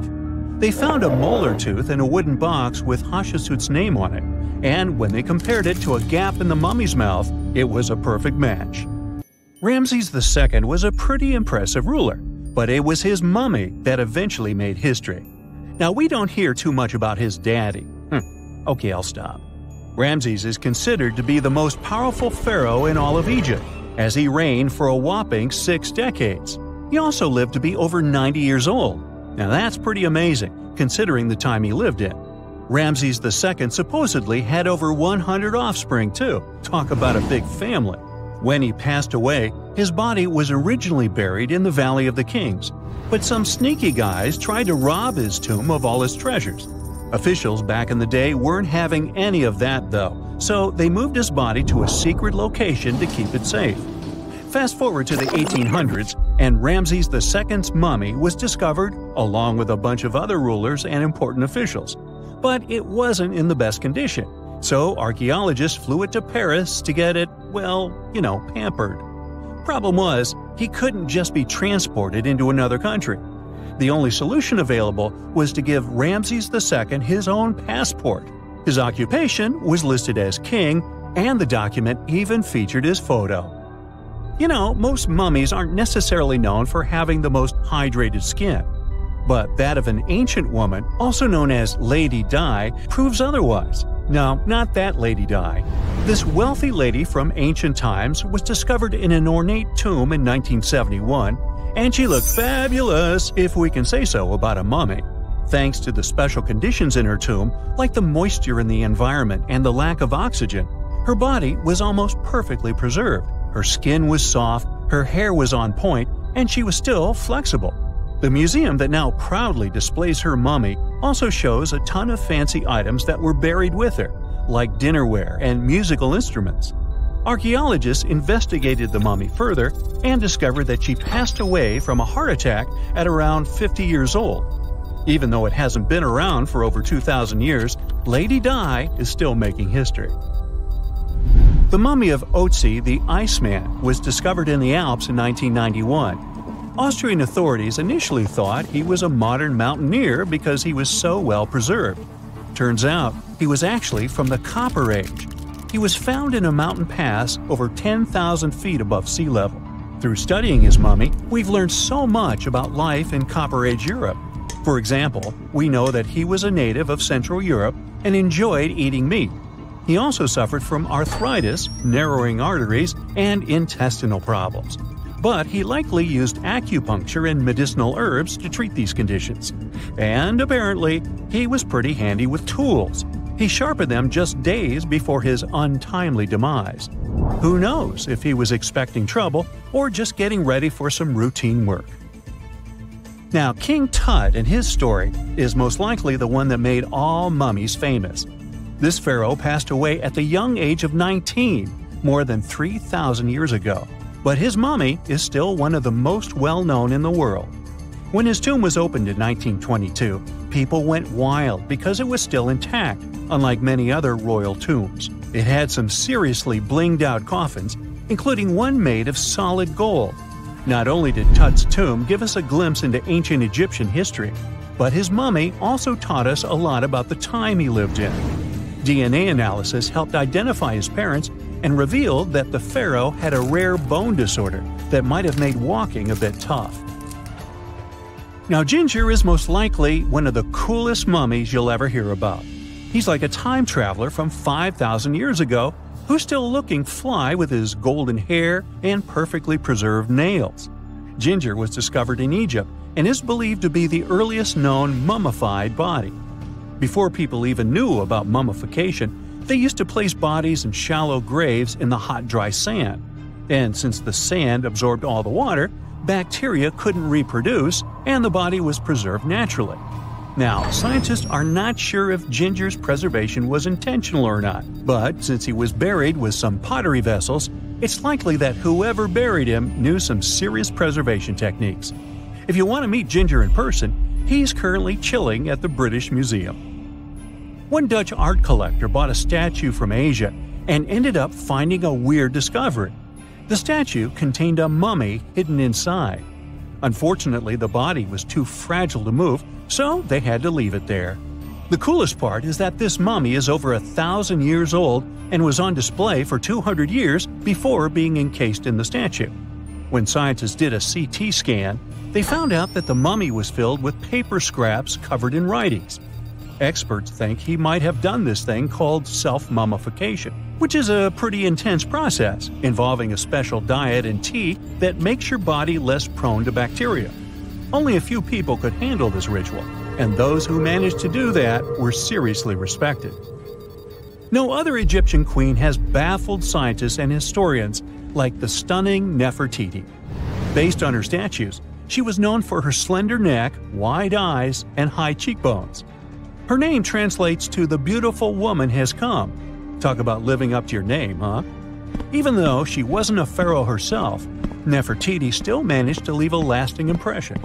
Written records suggest that, as a wife and queen, she held an incredibly influential role. Because of her power, she was indeed admired, but she also managed to make quite a lot of enemies throughout her life. She was also related to King Tut, but not biologically. Rather, she was his stepmother. So far, locals have yet to identify her mummy, but that may soon change. A local Egyptologist who has been busy excavating tombs in the Valley of the Kings has found 2 mummies that he believes could be Nefertiti and her daughter. According to specialists, we may soon finally get a definitive answer about the identity of these 2 mummies. And if one of them does turn out to be Nefertiti, we could be in for a real treat. DNA analysis and CT scans of the mummy could give us the most complete and accurate image of the queen that we've ever seen. It's crazy to think that we've only scratched the surface of what lies beneath modern-day Egypt. Nefertiti ruled during a time of great power and prosperity in Egypt, but unfortunately passed away in a period of social turmoil, leading to her gravesite being lost. Now, where's my mummy? The ancient city of Taposiris Magna is hidden on the northern coast of Egypt. These days it has very little of its former glory, but what lies beneath it may hold the secret to uncovering a famous mystery, that of Cleopatra, the most memorable Egyptian queen in history. The recently discovered tunnel is also known as a geometric miracle for its time. Excavations have uncovered a 43-foot-long structure below the ground, which is partially submerged in water. Its shape and construction technique are similar to that of the Eupalinos Tunnel, another amazing ancient discovery. This one is located in Greece and was built by excavating simultaneously from 2 points, aiming to have them meet in the middle. The use of math and geometry to make this construction was astonishingly precise for those days, more so since it was built near a mountain. Archaeologists that have been working on the Taposiris Magna site since 2004 believe this tunnel may lead to the lost tomb of Cleopatra. The clues they found so far seem to back up this theory. For starters, the city and its temple were built by one of Cleopatra's ancestors, Ptolemy II. All the architecture seems to indicate it was dedicated to the ancient spirit Osiris and his queen Isis. Throughout her reign, Cleopatra did try to associate herself with Isis, so it may be no surprise she chose this location as her final resting place. Scientists have yet to pinpoint Cleopatra's tomb, but research continues with the help of modern technology. To study this location better, archaeologists have even used a special device called ground-penetrating radar. This tool allows us to analyze what lies beneath the ground without being intrusive. Since this tunnel is so old, research needs to be done very delicately. Seeing pictures of what's underground before you start digging is incredibly useful and has been done here since 2011. Finally discovering Cleopatra's tomb may help us piece together her story, especially what might have happened during the last portion of her life, which is still surrounded by mystery. We still don't know the exact cause of her passing. Some believe she may have let herself be bitten by a poisonous Egyptian cobra. Others have suggested that she was well accustomed to toxic substances, even hiding some in her hairbrush in case she ever needed it. But that's not to say she chose to use it on herself. We do have a lot of other interesting information on Cleopatra that's equally as impressive, like the fact that she had a stylist. Most of the images you've seen depicting this famous queen show her wearing black eyeliner. This look was put together by Airas, a woman known to have been her personal beautician. She traced the long line from her eyes to her temples, a makeup technique still used today to enhance the eyes. Airas was an important figure throughout Cleopatra's life, known also as her confidant and close friend. There are even theories that suggest Airas was there by her side when she passed away. Despite her well-thought-out looks, Cleopatra wasn't as pretty as she's described. Or at least, that's what recent research has pointed out. Sure, if we look at movies and modern imagery, she's depicted as this incredibly beautiful woman with symmetrical and delicate features. However, if we look at coins showcasing her image from back in the day, her looks are rather average. Her image on the coins might have been adjusted, too, to make the queen look stronger in the eyes of her people. So there is no trusted source available to confirm her image, but her description in most pieces of ancient literature speaks of her other qualities, like her voice and personality, not of her beauty. Cleopatra might have been the most famous Egyptian queen to this day, but she wasn't the first choice. She did have an older sister, Berenice, that was initially supposed to take the throne. Berenice passed away before she could do that, so Cleopatra took on the role and began investing in her education. She traveled throughout the country quite frequently, so she could become accustomed to her people and their needs. She was only 18 when the responsibilities were passed down to her, and immediately gained popularity because of her intelligence and education. Her taste in literature was quite good too. She was known to be a fan of Homer, the famed Greek philosopher and poet. Cleopatra loved to write as much as she loved to read. There are even claims that she wrote a book on medicine and cosmetics, but we have no evidence to this day that such work ever existed. Part of being a great leader back then meant you had to speak multiple languages. Cleopatra clearly understood that, and that's why she's rumored to have known many languages to varying degrees. Some archaeologists suggested she spoke Greek, Egyptian, and Ethiopian, as well as many Arabic dialects. She might have even spoken Latin, but there's little evidence to support this claim. She might not have had angelic looks, but Cleopatra was really careful with the way she looked, even with her diet. She was known to have enjoyed simple meals, including a variety of fish. Since she lived close to the Mediterranean Sea, it's really no surprise. As a treat, she liked to eat stuffed pigeons, which she also served to her guests. Other dishes on the menu included vegetables and fava bean soup. Fruits and nuts weren't missing from her diet either, and she was also a big fan of honey. Recently, a team of experts has even tried to recreate her famous perfume. Think of it like the ancient equivalent of Chanel No. 5. Cleopatra was known to be a fan of luxurious scents, which she believed could even influence how people treated her when they met.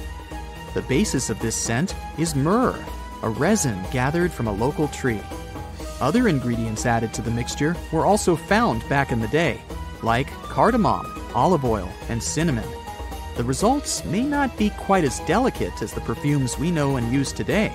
Its consistency was way thicker, and the scent lasted way longer. When she was at the height of her power, Cleopatra might have been the richest person in the world.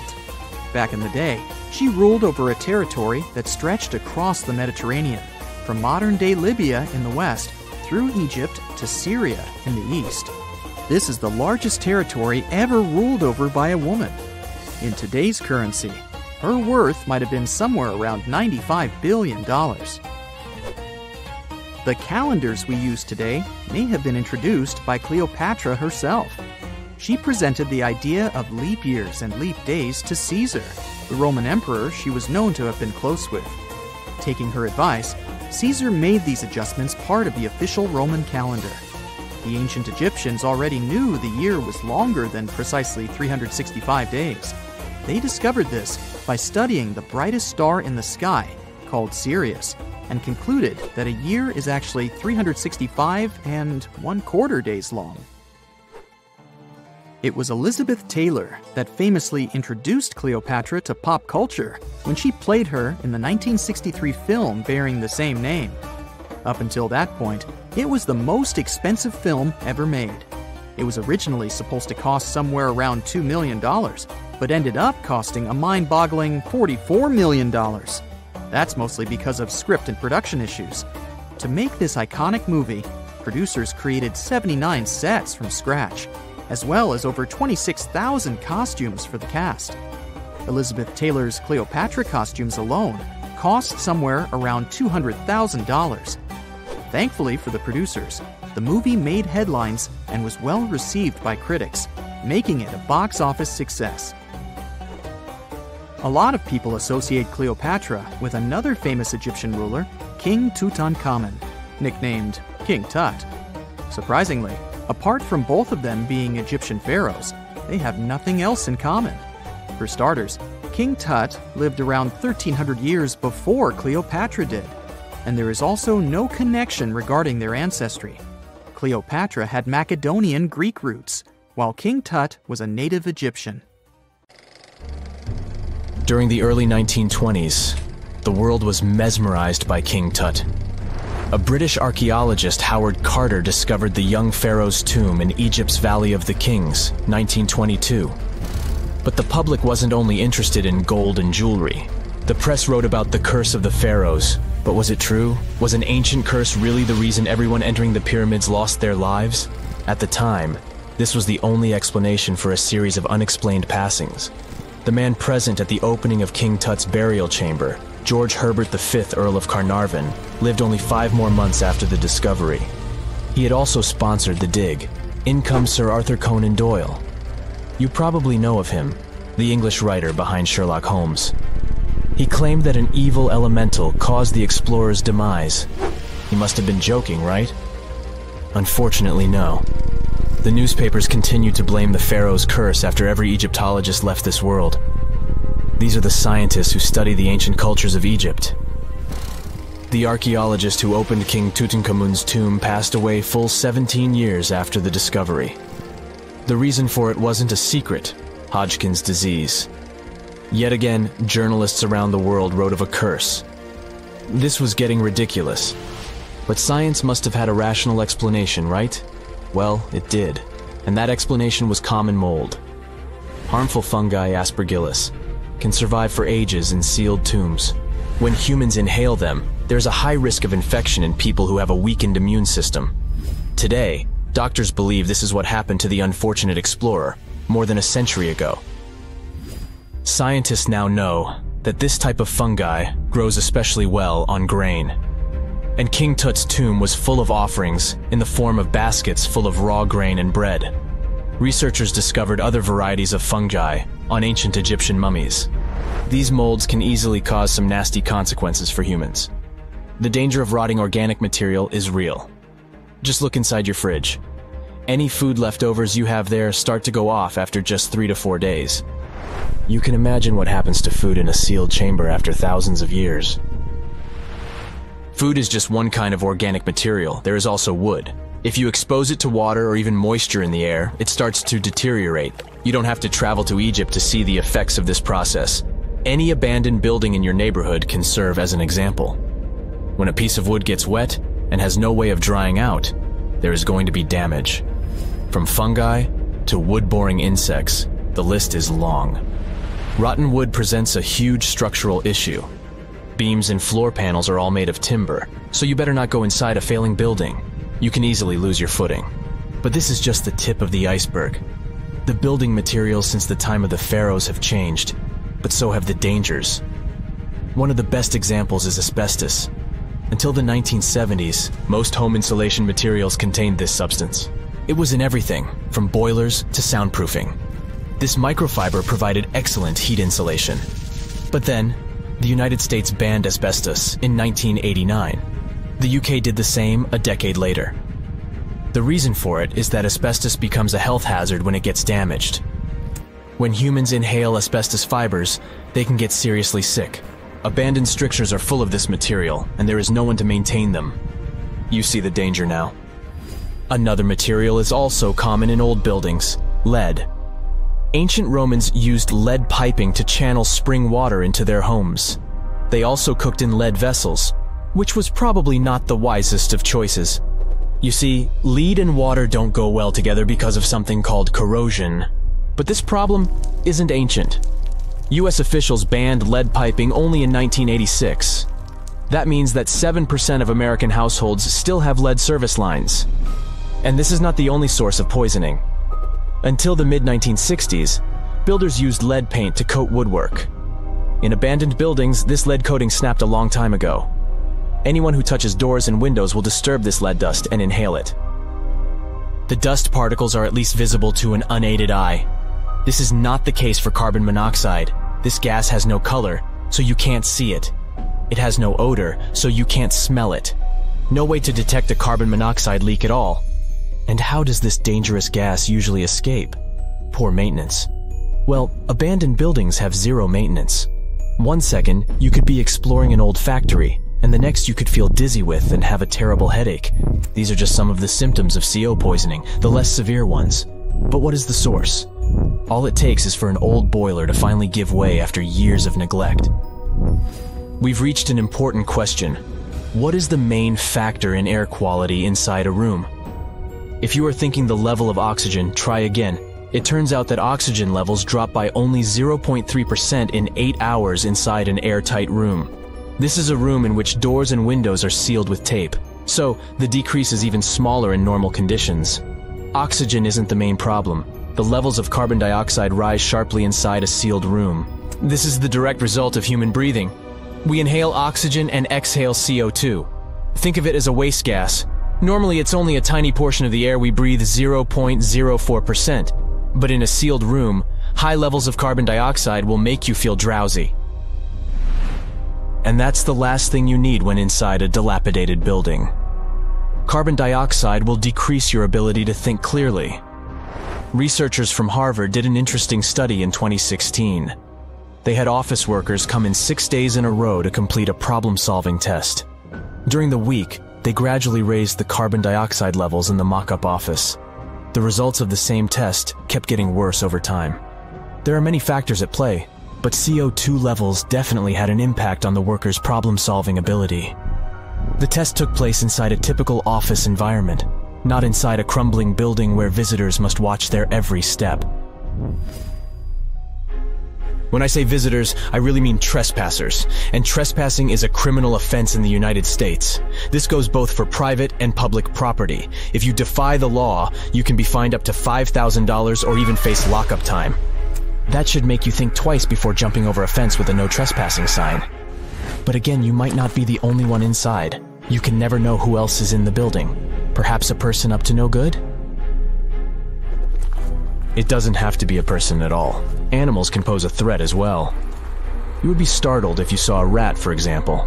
But the poor animal would be scared as well. It might bite you. The list of diseases rats carry is pretty long. But rodents' teeth can cause other forms of damage. They grow constantly, so the animal has to constantly nibble on something to stop them from overgrowing. If you ever felt peckish at 1 a.m., you know the feeling. Electric cables are high on the rodents' menu. Abandoned buildings have plenty of those.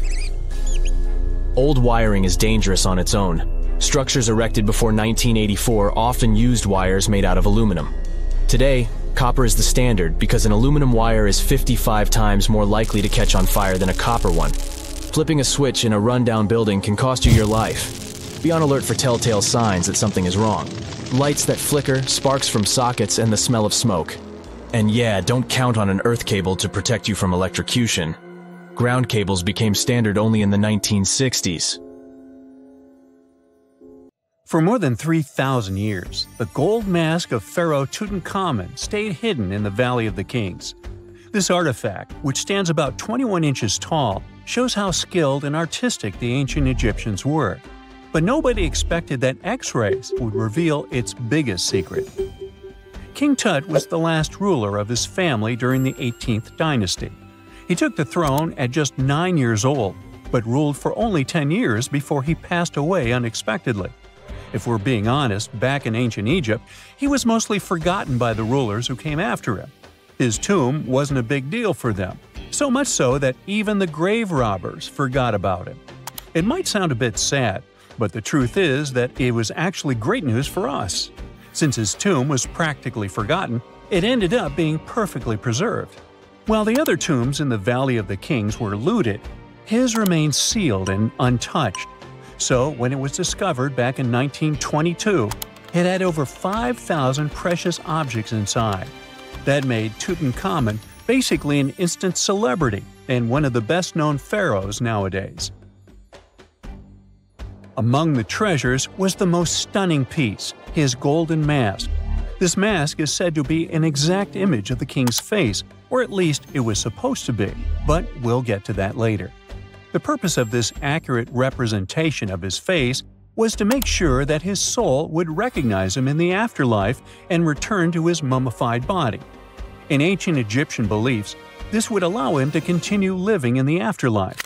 The details of the mask clearly looked incredibly difficult to create, but people didn't realize how complex it truly was until many years later. The first X-rays of the mask were taken in 1967. Back then, the main reason for these scans was practical – conservation. The mask was heading to Paris for an exhibition, and it was the first time it had ever left Paris. This would help them keep track of any changes during the exhibit. Plus, the images could give clues about how the mask was made, but back then, they probably didn't fully realize just how complex its construction was. I mean, Egyptian goldsmiths didn't use modern soldering techniques. So, how did they make this mask? New X-rays taken in 2007 gave us some answers. It turned out the Egyptians didn't use pure gold, which is 24 carats. The mask was actually made of 23-karat gold, meaning it was mixed with another material. So specialists discovered that the gold sheets contained a small amount of copper, a reddish-brown metal. This was likely done to make the material more flexible and easier to shape. They would then shape the gold sheets by heating and hammering them over and over again. But there was one more secret inside the mask that wasn't discovered until 2015. The year before, the staff at Cairo's Egyptian Museum were working on the mask display when the long beard of the mask accidentally got knocked off. Another theory is that the beard had become loose over time and just fell off. Either way, the fact that King Tut's beard came off caused a lot of stress. After all, we're talking about one of Cairo's biggest tourist attractions, so the experts had to fix the problem quickly. The restoration process started with a detailed recording of the mask's condition. To do this, they had to take a full three-dimensional scan of the artifact, and, by accident, they found something very interesting in the mask. Inside the royal beard, there is a gold tube, an intriguing structure that the Egyptians likely used to attach the beard to the rest of the mask. And that proved, once again, that the process of making this mask was even more complex than experts thought. But the mysteries don't stop there. Remember how we mentioned that the mask was thought to perfectly represent King Tutankhamun's face? Well, that might not be entirely true. Some popular theories suggest the mask was never meant for him and was actually made for someone else. A study published in 2015 suggested the mask was originally made for a female pharaoh, his supposed stepmother, the famous and beautiful Egyptian Queen Nefertiti. The biggest clue comes from an inscription on the mask. At first glance, it seemed to belong to Tutankhamun, but after a close examination, researchers noted that something else was actually written underneath King Tut's name. The royal name stamp seems to have been altered, and originally it had something written on it that translates to Queen Nefertiti. There is another feature of King Tut's golden mask that was overlooked for years, which adds even more mystery. As we mentioned earlier, experts believe he wasn't respected much by the pharaohs who came after him. And one of the clues that made archaeologists think this is the pierced ears on the mask. Some researchers believe that King Tutankhamun wouldn't have worn earrings after he was a kid. So, according to their theory, by the time he passed away at 18, he shouldn't have been represented with pierced ears. This could also support the idea that the mask originally belonged to Nefertiti, or maybe to someone who wasn't even connected to King Tut. But the mask isn't the only source of mystery. In fact, his whole tomb is full of puzzles. Recently, historians found a sign that the place where King Tut was supposed to be buried was changed at the last minute. For years, experts wonder why a pharaoh who ruled for 9 years ended up in such a simple tomb. When compared to the grandeur of other pharaohs' tombs, his tomb seemed, well, a bit plain.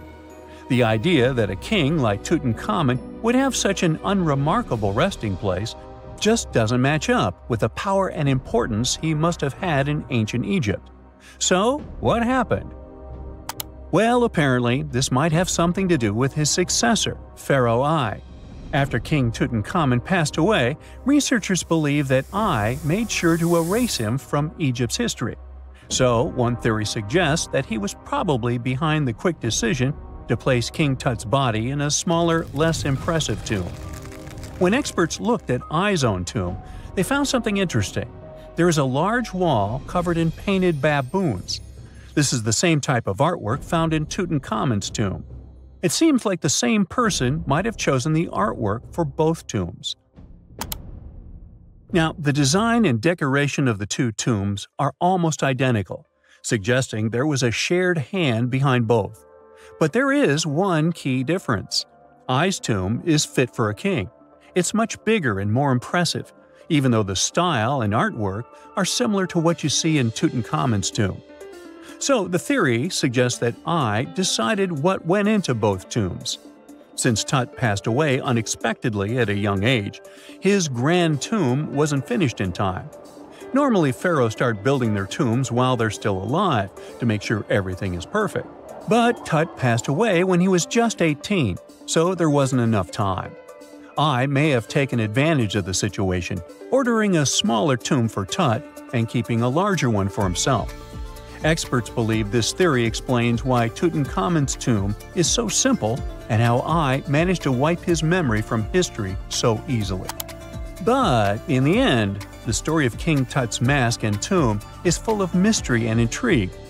Each new discovery sheds more light on what really happened all those years ago.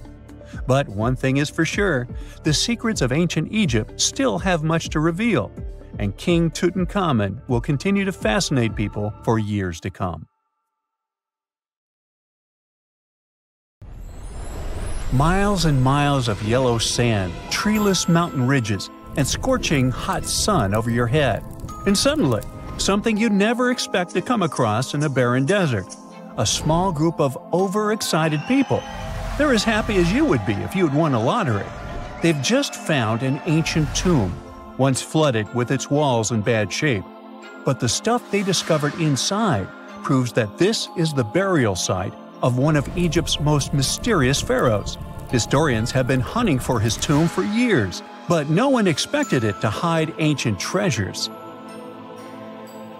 Fast forward. After careful examination of the site, Egyptian officials have announced the discovery of the tomb of King Thutmose II.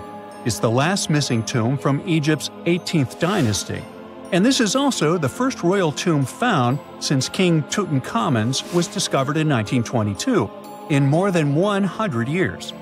A team of Egyptian and British archaeologists found the tomb in the Theban Mountains area, west of Luxor, near the famous Valley of the Kings.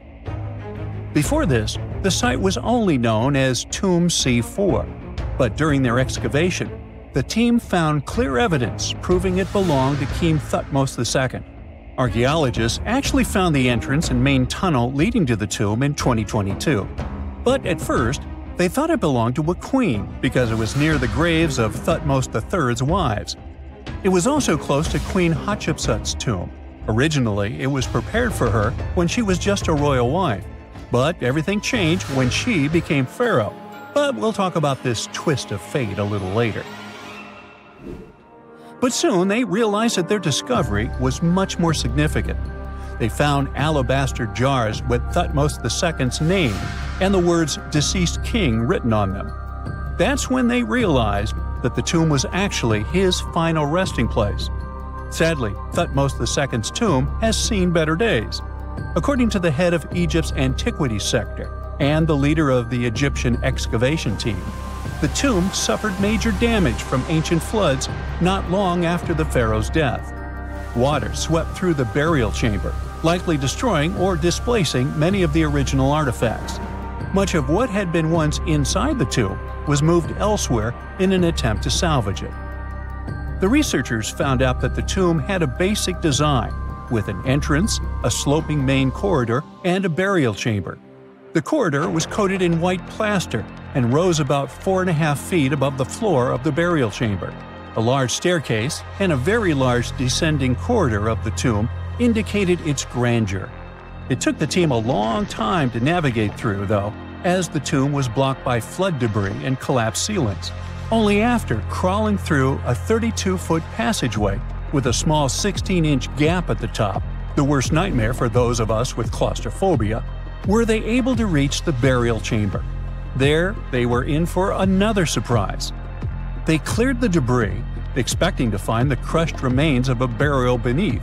But the tomb turned out to be completely empty, and it was not due to robbery. It had been deliberately emptied. The researchers soon realized that the tomb had been flooded since it had been built underneath a waterfall. It happened just a few years after the king's burial, so the contents of the tomb were moved to another location. That's why there was a second corridor in the tomb. It was most likely made to help remove King Thutmose II's body from his flooded tomb. Despite the damage, the excavation team made some really exciting discoveries. They found traces of mortar decorated with blue inscriptions, yellow stars, and fragments from the Book of Amduat, one of the most significant funerary texts in ancient Egypt. The book was meant to guide the deceased through the underworld, ensuring a safe journey to the afterlife. Now, how about we sneak a peek at ancient Egypt's 18th dynasty? It was all about conquering lands, expanding the empire, and building jaw-dropping monuments. Some of the biggest names from that era, Thutmose I and Thutmose III, both legendary warrior kings who left their mark in history. Thutmose I was a fierce fighter who led major military campaigns, pushing Egypt's border further south than ever before, all the way to the fourth cataract of the Nile. His victories gave Egypt access to new trade routes, stronger political ties, and more wealth.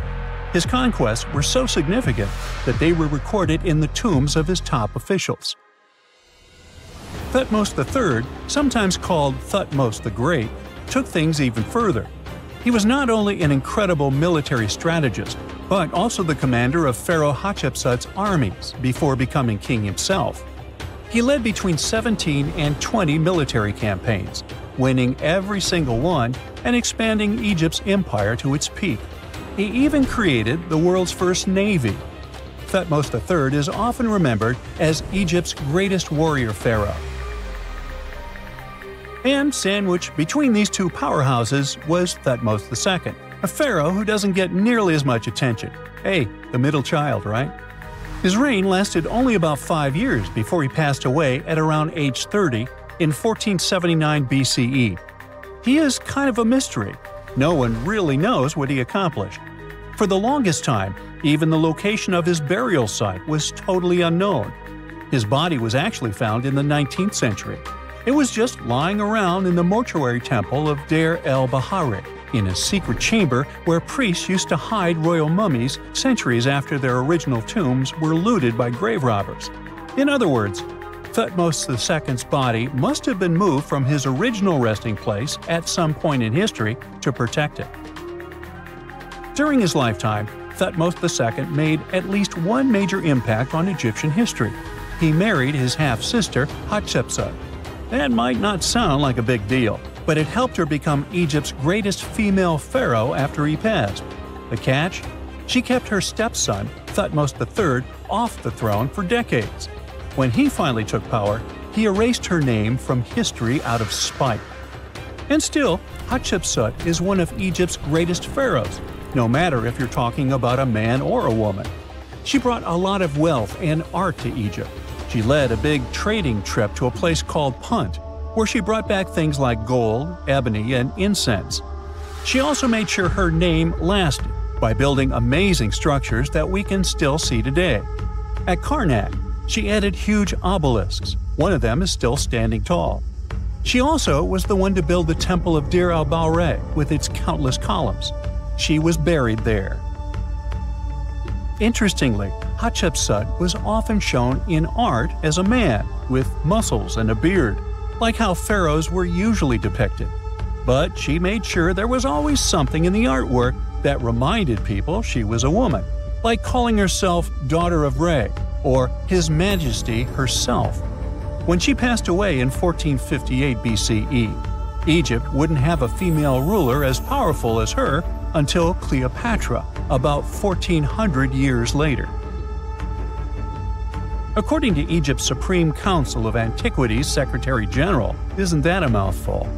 Hatshepsut's name actually appears in Thutmose II's tomb, meaning she might have even handled his burial. As for their final resting places, well, Hatshepsut was buried in the Valley of the Kings, and Thutmose II's mummy is now in the National Museum of Egyptian Civilization, alongside other ancient Egyptian rulers. It gives visitors a rare chance to see the remains of a nearly forgotten pharaoh. Now, experts consider the discovery of his tomb to be one of the most significant in recent years.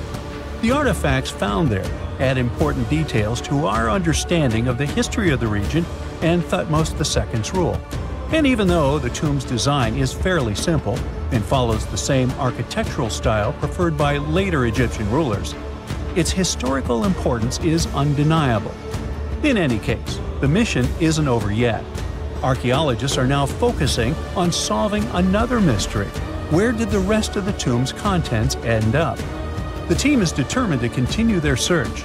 Who knows what other secrets they will uncover that have remained hidden beneath the sands for thousands of years.